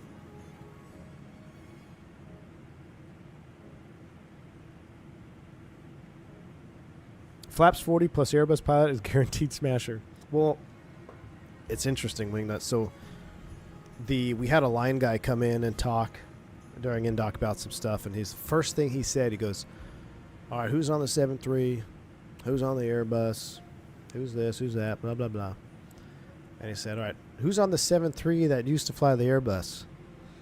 I raised my hand. A couple other guys raised their hand. He's like, get ready to be humbled. And he was dead ass serious when he said it. I'm like, oh, great, here we go. But I've heard it from multiple people, so I'm looking forward to it, man. What the heck? Folk was de-identified, float away.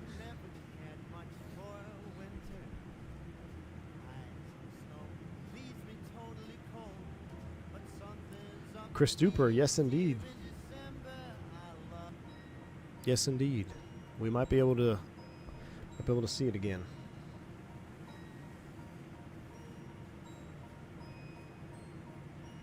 He basically said you aren't as good as pilot as full flap sim. Listen, I believe I saw your landing rate of like 5. What did you have? You had like a 600 foot. I don't think I ever had a 600 foot per minute in the bus in 10 years. And you had a 600 foot per minute in like year 2. So we'll see. That's the floor. So I can only go up from there.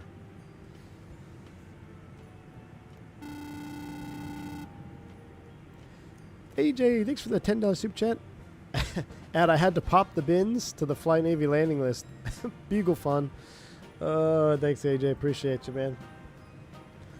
I know it, man. Into the Beagle fun. J Long, 8986. Thanks for the $10 super chat. You will love a Beagle. She was by my side.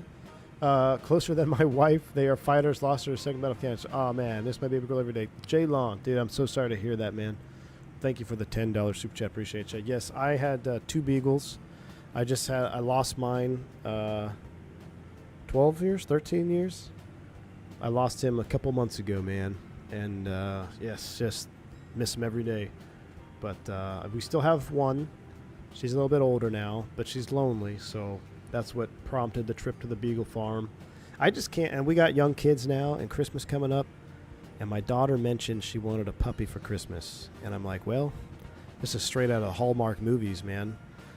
I have Christmas off, which is extremely rare in the airline business as a junior guy. I don't go back to sim training till after Christmas.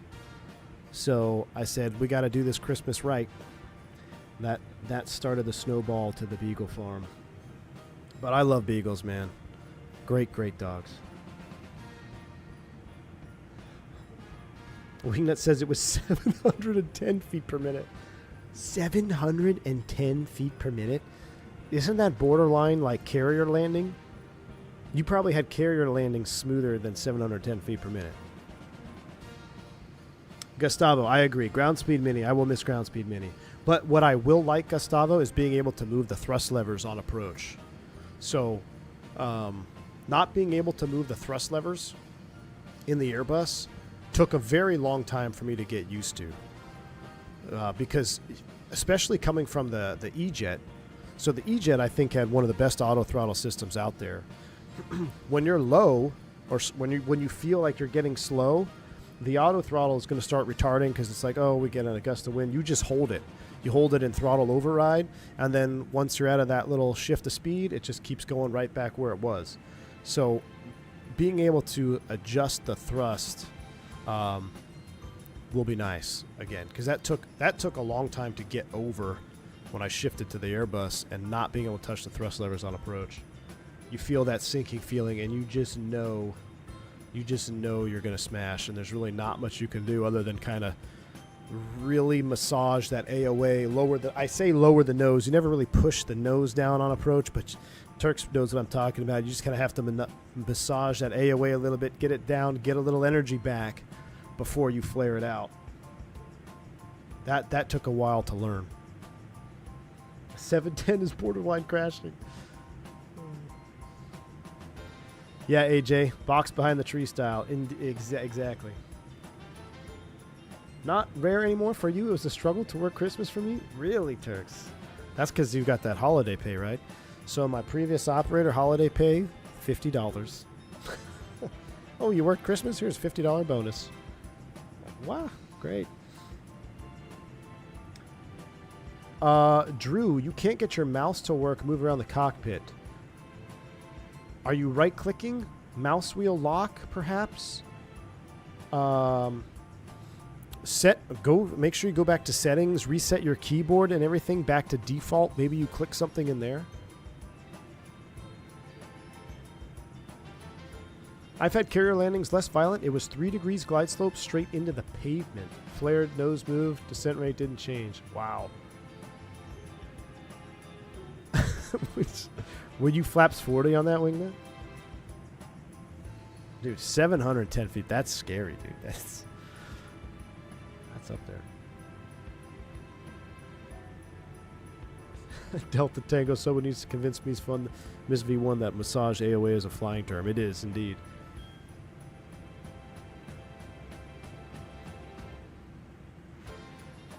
Flaps 40 with a 45 knot headwind. Close the throttles at 20 feet. Uh-oh.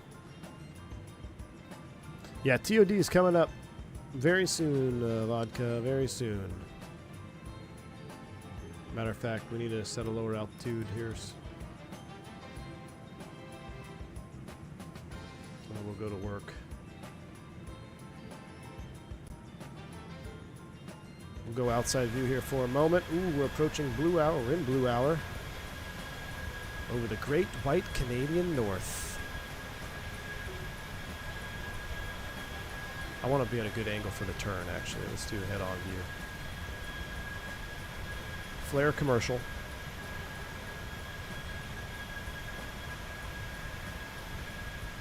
I remember you loved straight wings on the 7.3. Can't wait for the Bluebird 7.5. I know, dude. Chef's kiss, Drew. I really wish. I wish I would have asked Rondazzo about straight wing NG. Totally spaced on that. Because in FSX, we had straight wing 800s, right? So they should have the data for it. Flair is the Ryanair of Canada, Captain Canada. See, I had no idea. I was just looking through the livery manager. I'm like, man, this livery looks kind of unique. I love the black nose. What's the cabin service like on Flair Airlines? Is it pay to play?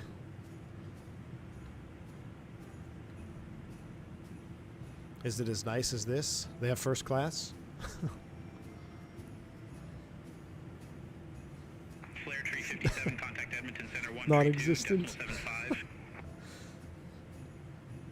Contact Edmonton Center 132.75, Flare 357. I think the cabin looks good too, public. All right, we're going to try to pop open one of these bins Edmonton Center, on landing. Flare 357, flight level 340.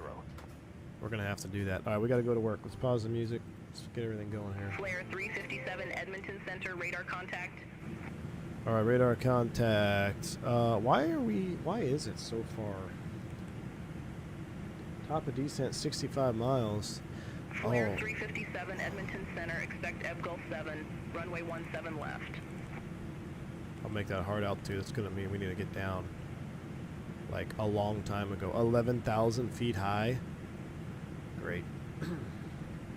That was at or above. All right, we'll accept the clearance for 17 left. Expect Ebb Gulf 7, runway 17 left, Flare 357. Arrival, we've got 17 left. Init flaps 30, 143. We'll put that in there. And that's set. Before we set everything else up, let's see if we can salvage this here. I thought it was taking a while to get to top of descent, but if I just go to, dang it. Flare 357, you were assigned flight level 340. I show you at flight level 329er. Climb to flight level 340. Oops. Roger, climb to flight level 340, Flare 350. We're going to switch freaks because I screwed it up. 17 left to Vitkey. I'll pin that one. And the star was supposed to be Egg Ball. LSOG. We don't have the full star loaded? Egg ball 7 from Tova. No, that's in there.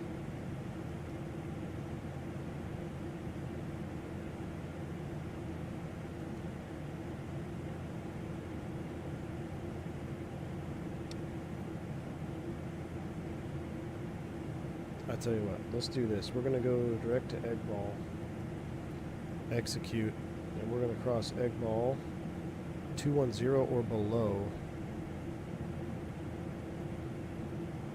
That seems high. I guess not. Let's make it a hard altitude, flight level 210. We're modifying everything here. Egg ball, hard altitude 210.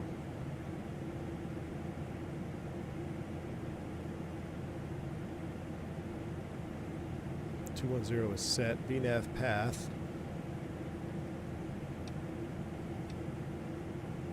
And we'll get terrain up.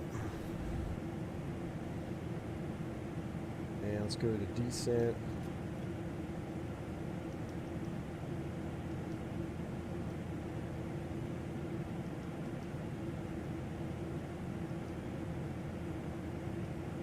Oh, you know what?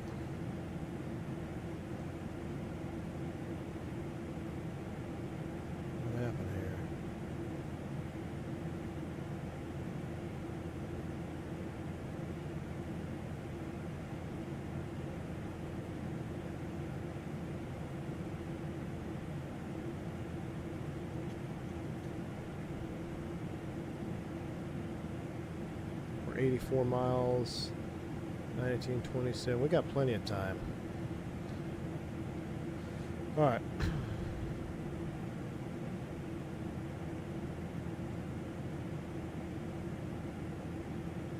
Let's do this flight level 200. And I'm gonna vertical speed us down 1,500 feet per minute. We're gonna trickle down to 200 for now. Set us up for the approach. All right, let's turn off our ANR. Ooh, jump seat view. Juice things up here.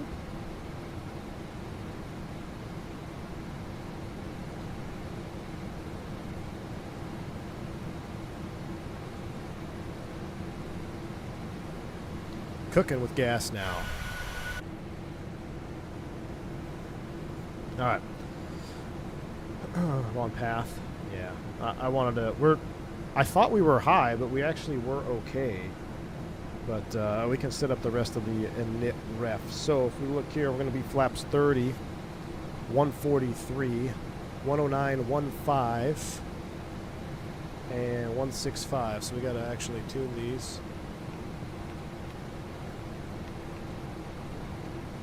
109, 15.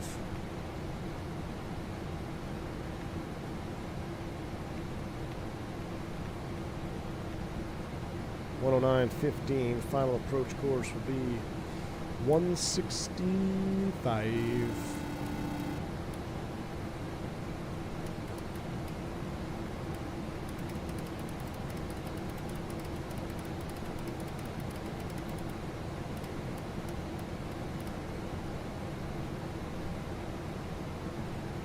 All right, 165 on both sides. Let's run some landing data. 3 greens, thanks for super chat. Cooking with gas. Did someone say shrimps on the barbie? We need to throw some shrimps on the barbie.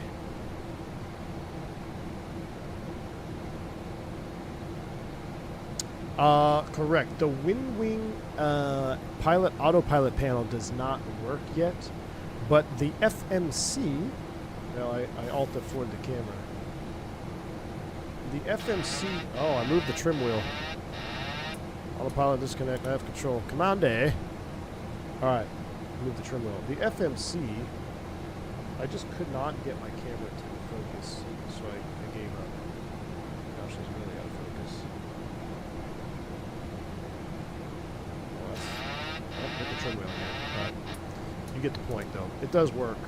At least the FMC does. The pilot auto panel does not. So I'm just using my Bravo, my Honeycomb Bravo, to scroll in some stuff.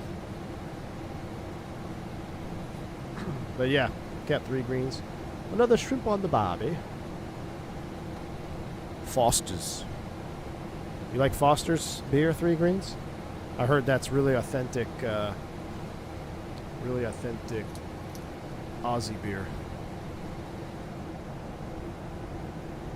I can't wait for everyone to get typed. We start seeing failure streams. Yeah, buddy. We gotta get the before start. we can't get ahead of ourselves here. We're still learning to start this thing. They won't be throwing failures at me yet.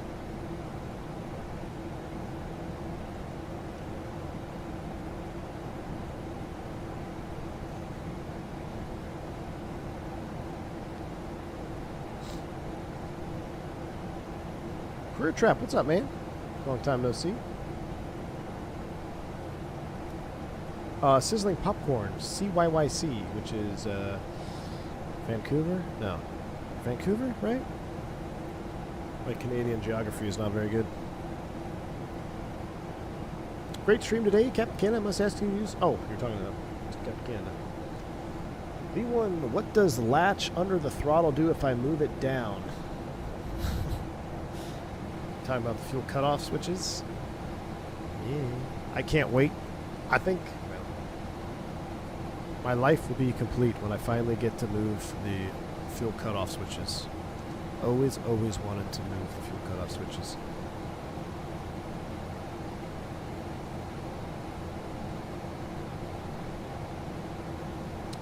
Any disappointments with the PMDG? Seeing so much hate for it, but looks about how I expect. Allegedly, there is hate circulating on the wonderful forums of Reddit and stuff, but I mean, from what I've seen, it's been pretty positive in the chat. People just want to hate because they want to hate. They are going to be going over the external model and doing some texture improvements, which I won't deny. It will be nice to have. If I wasn't, let's say I was not a content creator and I was just a regular flight simmer in my home that would I rather have this airplane right now and have a texture update in the future? That's what I would prefer. I'd rather have the airplane. And then, but the community has spoken and they say they want textures now, so they're pooling some resources from the 747 team to make it look better.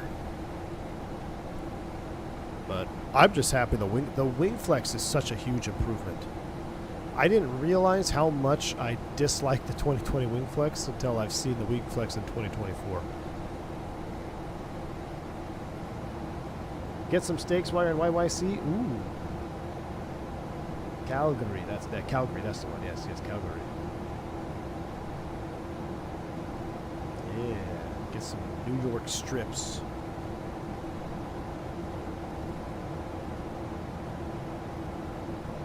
Reddit equals console players, true. But there are a lot of console players that play Microsoft Flight Simulator. What was the number? Does anybody remember what the numbers were from Microsoft? I remember just being shocked. It was like, how many percent people are PC versus console? Ribeye or strips guy? Yeah, I just answered strips, man. Listen, I like ribeyes. I used to really like ribeyes. That used to be my primary choice. But I got onto my own way of cooking ribeyes, New York strips with a smoker, and I can make them buttery tender. Because in a New York strip, if you don't cook it right, I can 100% see why people prefer ribeyes. A little bit more marbling generally, more tender generally, and more forgiving when you cook them. A New York strip is not very forgiving when you cook them. But if you cook it right, oh my goodness, man, I can make a New York strip that you can cut with a butter knife. So, and I've actually got accustomed to liking leaner meat. Fat is flavor. I agree. Fat makes everything better. I agree. But I've kind of gone away from that in recent years, and I really prefer a leaner cut. But just because it's a leaner cut doesn't mean it can't have good marbling. So get some prime New Yorks. Here's the thing. If they are less than 2 inches thick, it's not a New York strip. 2.5 inches, 2 1/4 inches, is the smallest you can go. If you're getting steaks thinner than that, you're cooking hamburger, as far as you ask me. Got to be 2.5, 2 1/4, and I smoke them. So I'll throw them on my smoker for about 45 minutes, real low temp. They get that flavor, start to get that marbling starts to break down. And then when it's ready, and I do it over applewood. It has to be applewood. Applewood, 45 minutes, 225. Then I get a searing hot pan, red hot cast iron. Put some beef tallow in there. The beef tallow will ignite at a super high temp. If your beef tallow is not igniting, it's not hot enough. Then I will put my New York strip on the beef tallow sear pan, and it will give you the most perfect crust. And because the tallow has ignited, you're getting that fire flavor that you would get over traditional charcoal flavor. And oh my goodness, man, you sear that sucker 2 sides, boom, boom, boom. You can cut it with a butter knife. So what I'm hearing is celebration at V1's house when he gets into the plane for the first time. There you go, man. Absolutely. You heard it here first.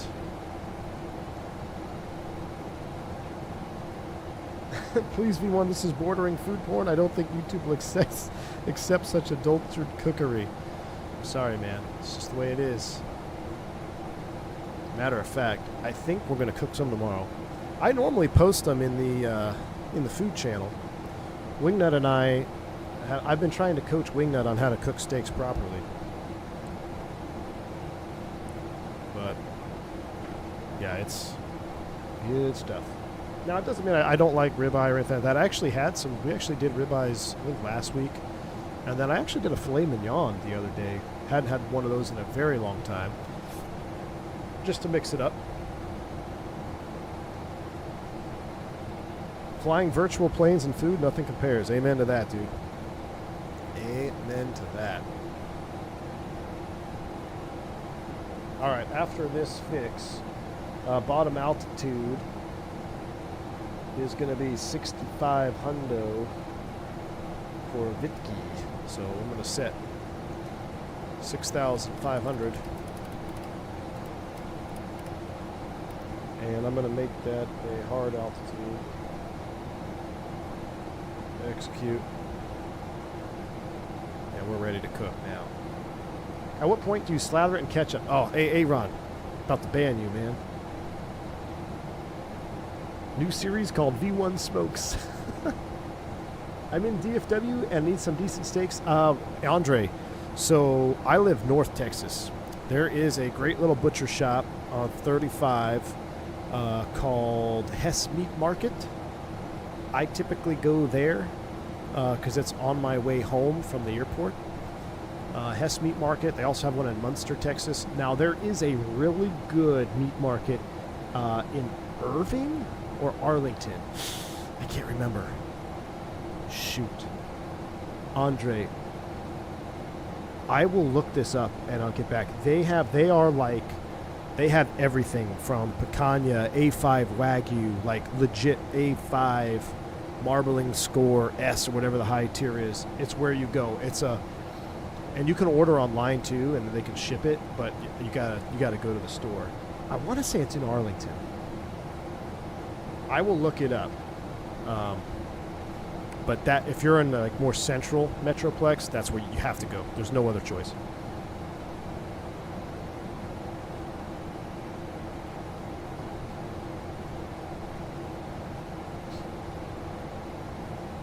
A1 sauce. Oh my gosh, get out of here.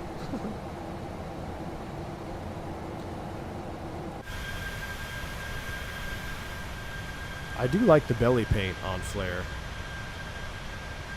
I do like the belly paint.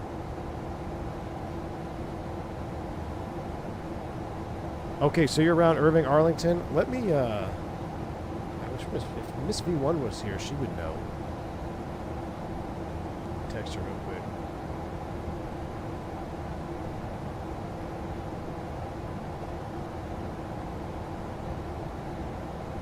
Do you have the name of the meat place?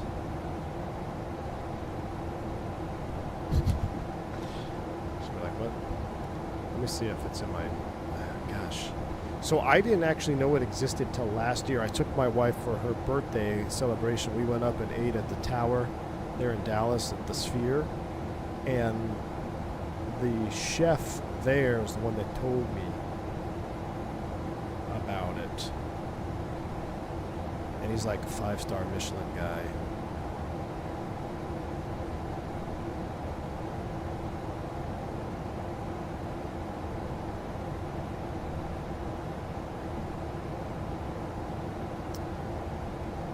Gosh, I thought I had it in here. I don't have it.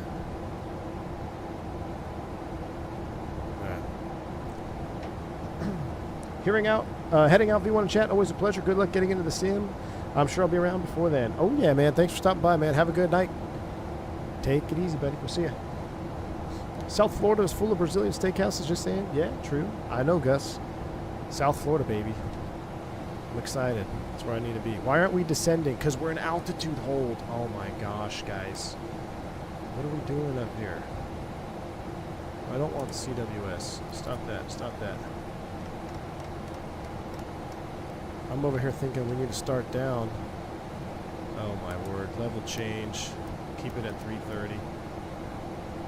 Chat. We're in freaking altitude hold, man. Have fun on Battlefield. Oh. I don't know if you're still here, man. I saw a Captain Canada in BF6. I sent him a friend request on Steam. I don't know if it was Captain Canada actual, though. But I was playing BF6 and there was Captain Canada in the server, and I friended him on my on Steam. So if it's not you, I probably friended someone totally random. VNAV has a button, I know, but we're 4,000 feet high, man.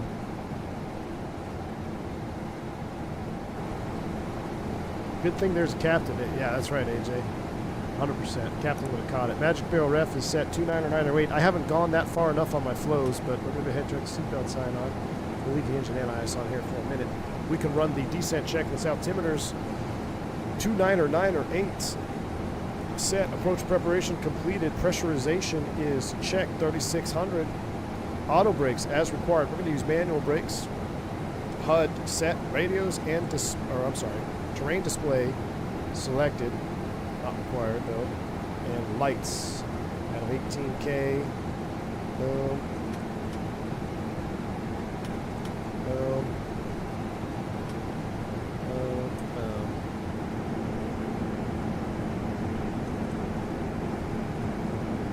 I know, I should have left it in VNAV. I forgot that I took it out of VNAV.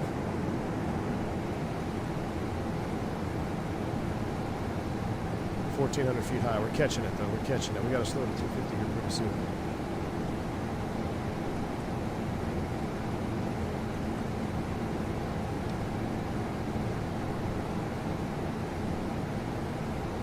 Now I do have a 2020 Calgary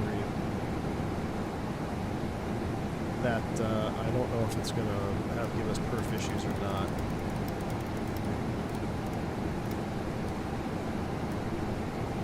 All right, 250, vertical speed, 800-ish. We're slowing up. Flight attendant spare for landing. Beautiful. My ears hurt. Hurtado Barbecue in Arlington, not a market, but darn good. Ooh, Hurtado Barbecue. I think I've heard of that too, Turks. Not the market that you're thinking. Yeah, there's a meat market there. I swear it was Arlington. It's gonna drive me nuts. I will find out though.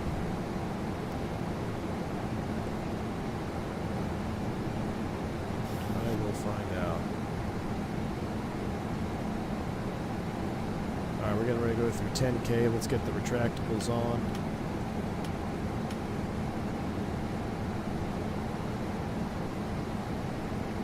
And level change.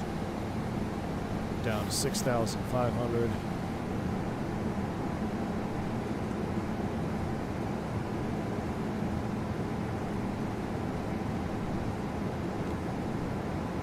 Yeah, into the wind. The wing flex is super good, man. I really enjoy the wing flex. Like I was just saying earlier, I didn't realize how much of improvement they made on it from 2020 until I saw this new wing flex simulation. Because remember in 2020 too, it was also like at a really low FPS. Like it seemed like the wing flex was at a lower FPS than the sim in 2020. I don't know if that's actually what was happening, but it just visually kind of looked that way. This is much more fluid. Day 1 OE landing inbound. Okay, flaps 30. I'm going to chop the power. I want to see if we can pop an overhead bin on this one, all right? We verify all the bins are up. Should I leave the door open? Let's leave the door open too. We're on a repo flight.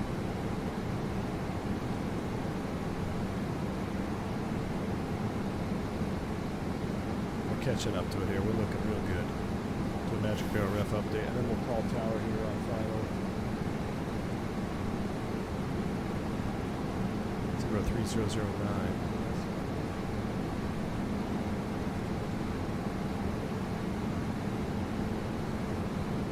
Tower 17 left, 18-7.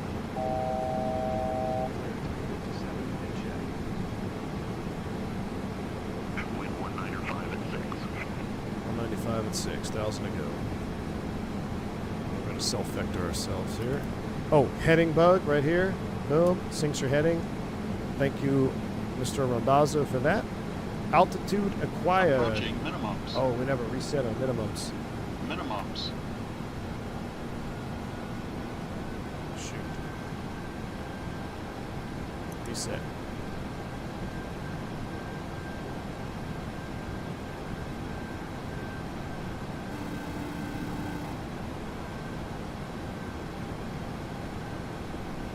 Three Greens, thanks for the super chat, man. I appreciate you. It says, V1, V1, can I be on your first 737 flight? You'll know I'm there as I'll be ringing a bell yelling shame, shame, shame every time you touch the speed brakes. Shame, shame, shame. Oh, man, appreciate it. Three Greens. Yeah, dude, come on. I wonder where my first flight will be. It'll probably be somewhere like Omaha.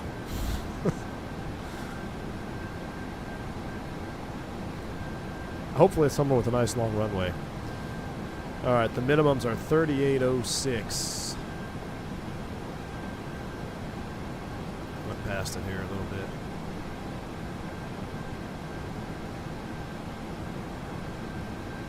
I really want my WinWing MCP panel here. Oh my goodness, I went past it again. Ah! Meanwhile, we're flying out to Never Never Land. Chris PT6. Oh my gosh, I went past it again because Chris PT6 dropped 20 gifted memberships, my man. Thank you so much for the 20 gifted subs to the channel. The G5, G650 driver himself. Thank you so much, man, for the support.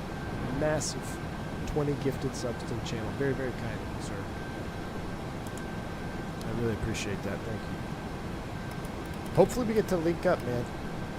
You're in my neck of the woods. All aircraft be advised, information mic now current altimeter 2984. All right, we're going to bring Vic D to the top. Inbound 256, execute. No, it should be 176, right? To the top. Intercept 165. Execute. There we go. Look at me extending the line, chat. Come back to 180 here. Not 139. All right, 180. I'm going to bring the sounds up some more. Ooh, flight recorder. For real, it would be so awesome to book a whole bunch of us on a ride-along on your first revenue flight. Delta Tango with the 737 Super Chat. I see what you did there. Very kind, Delta Tango. I might let a select few people know. Wink, wink. Thank you so much, Delta Tango. Appreciate you, man. Very kind. Very, very kind. You gave me a good idea, Delta Tango. Good idea. Thanks for the super chat, man. Chris PT6, that would be awesome. I'm down. Well, you guys don't. I mean, why? It's risky. Make sure your life insurance policies are out. All right, below 250, flaps 5.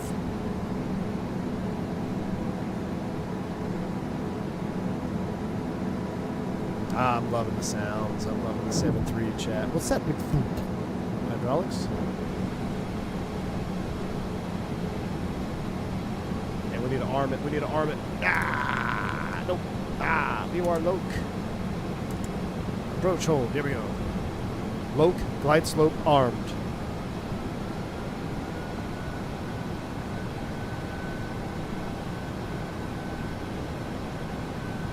Tower flare 357 on final, runway 17 left. Oh, Mike is doing that thing again because I had to reset the PC. Gosh dang it. He's not going to respond to us. That's all right. We got traffic on final there. Single channel, ILS. Let's knock it back to 160 for traffic. Hey, he's 5 in front of us. Let's do 170.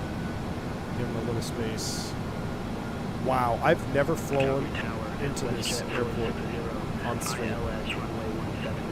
Beautiful little perfect timing. Auto brakes are off. I'll tell you what. Auto brakes 2. Auto brakes 2. Runway 17 left, cleared to land. WestJet 460. That's on. Recall check. Alright, so before landing, check the still line. Approach, brief, complete. Seatbelts on. PA's completed. Recall checked. Auto brakes 2. HUD set. Radar, radios and displays set and cross check.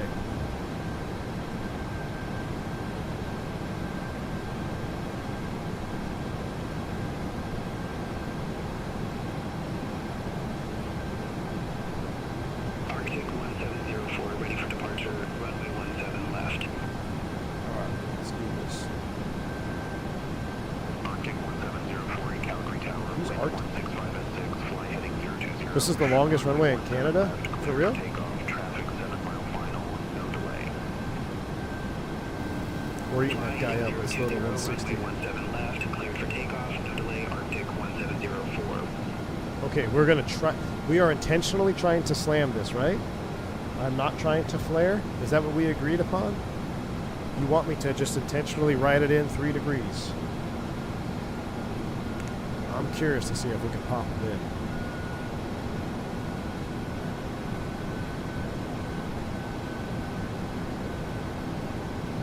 Flaps 10. 5 degrees. Alright, glide slope arm.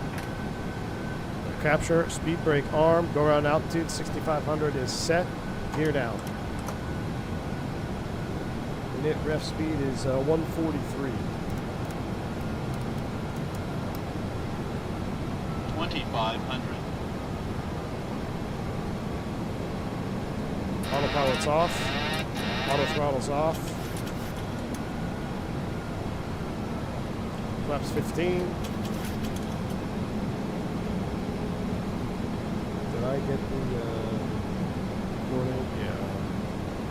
Yeah, recording is on. Okay.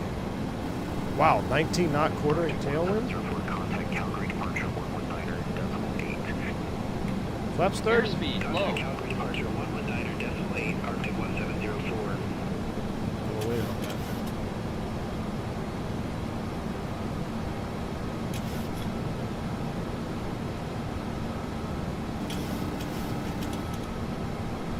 Man, I hope this wind.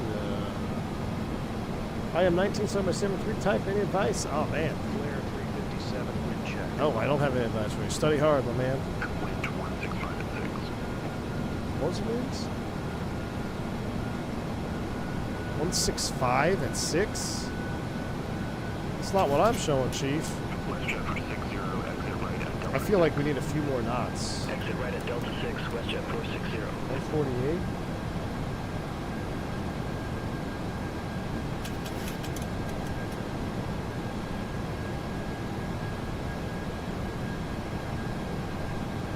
Oh yeah, heading on where we're heading. Yeah, thank you.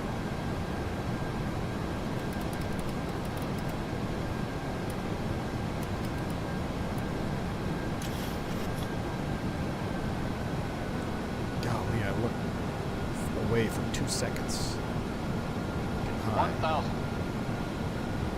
All right, complimentary neck brace. All right, remember, no flare, AA Ron. We're hot. We're hot. 125.35, WestJet 460.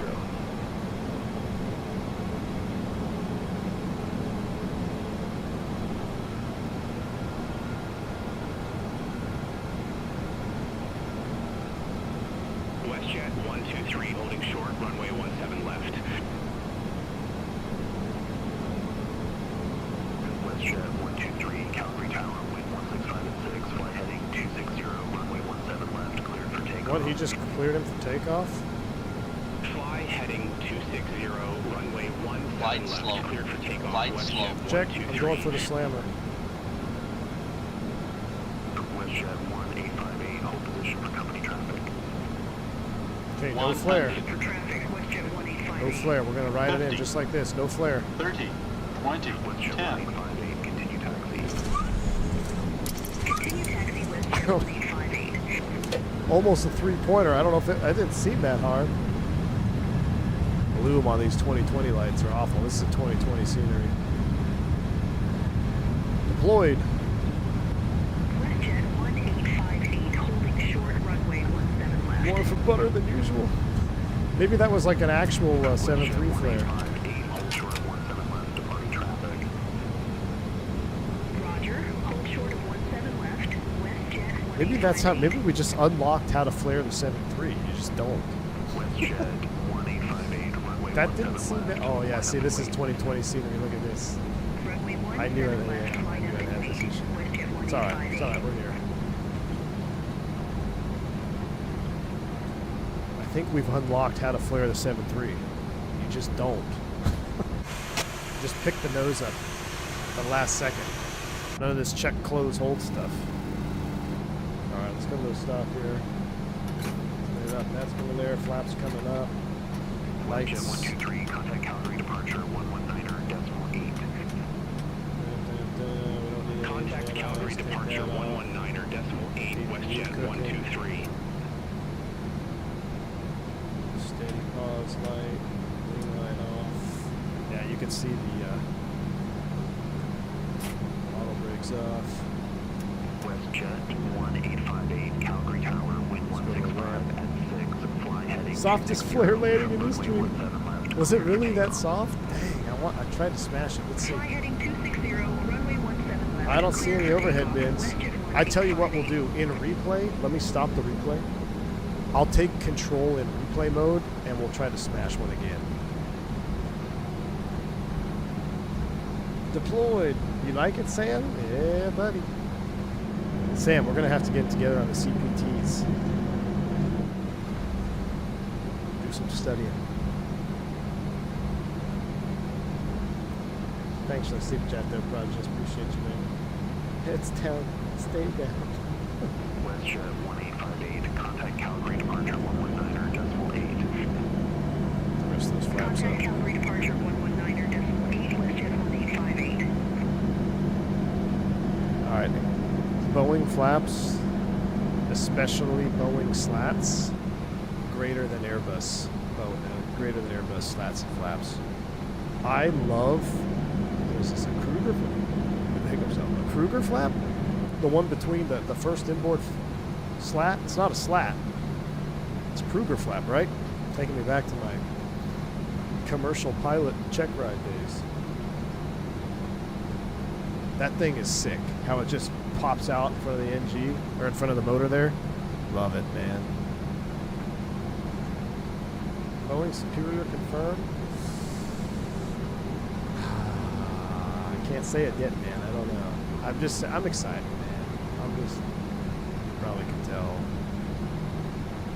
I'm just too excited. Let's not shut it down. I will say the shutdown sounds were a little underwhelming, but I've never stood on the ramp on an engine when an NG shut down, so at least some recent memory. But I was a little underwhelmed yesterday when we shut them down. So we're gonna leave everything running. We'll go right into replay mode. We'll watch the replay, and then we will purposely try to like crash, smash the sucker. Yeah, we checked the bids. None were down. We're going to park here first, Delta Tango, and then we'll take a look at it.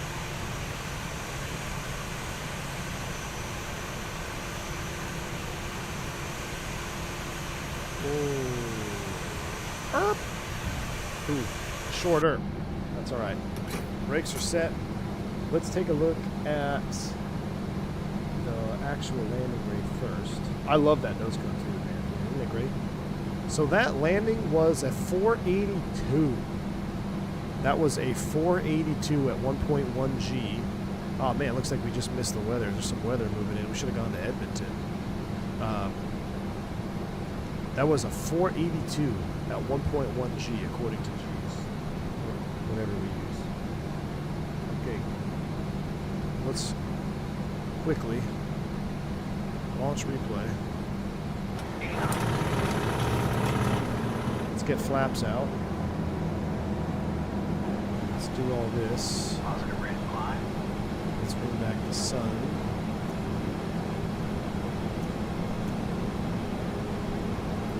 Blue hour. Flaps are coming out. Beautiful. I gotta say, it allows you to manipulate the flaps, or the lights in this, which is really nice. In replay mode. Some add-ons, like you put Fenix, get ticky lights. Alright, here we go. Okay, who was asking about the meat market? I got it. This V1 came through. Carnicera Prime Meat Market. It's in Cypress, Texas. My bad, I was way off. I'm not saying it right. Spell it. C-A-R-N-I-C-E-R-I-A. Prime. Carnicera Prime. That's where you need to go. Google that, Andre. I think they might only be on Facebook. I'm not sure, but if you can get there, you won't be disappointed.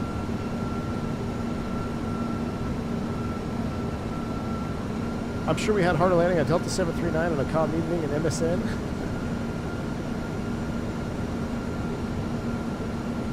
Yeah, Chark, we're going to do it here on this one. I want to see what this looked like from wing view here. We'll watch this from wing view. We'll see if we get a good wing flex. I'll give you guys full screen cam. Oh, there is a location in Arlington? Okay, good. Even better. Well, I wasn't too far off. The one she sent me just said Cypress, Texas. So that didn't look too bad from there either. I forgot gotta look under the spoilers, see if there's any update there. Alright, let's see what that one looked like from the outside view. Don't sink. Okay, at least we were legal on that one.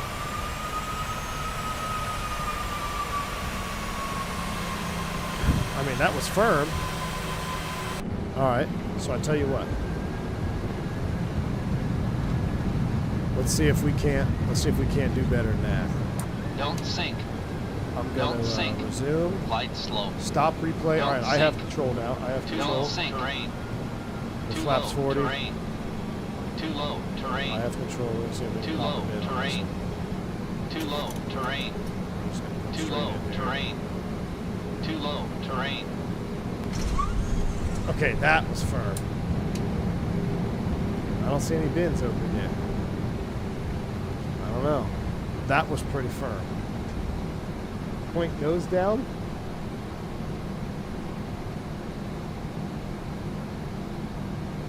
Too low. Terrain.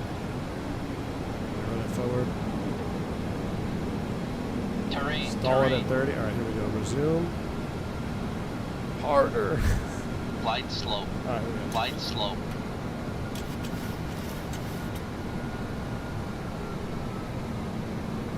Fly it in the shaker. All right. I'm gonna come down here.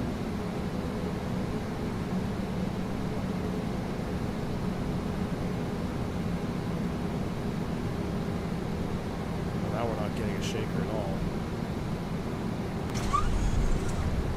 I mean, that was like 800 feet per minute. Nothing? Okay. Well, nose landing it is. Oh yeah, pop the speed brake.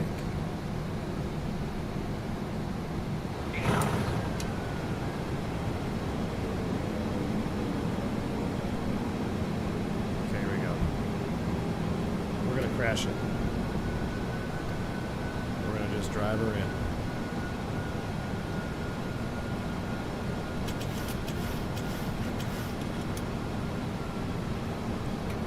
Speed brake out.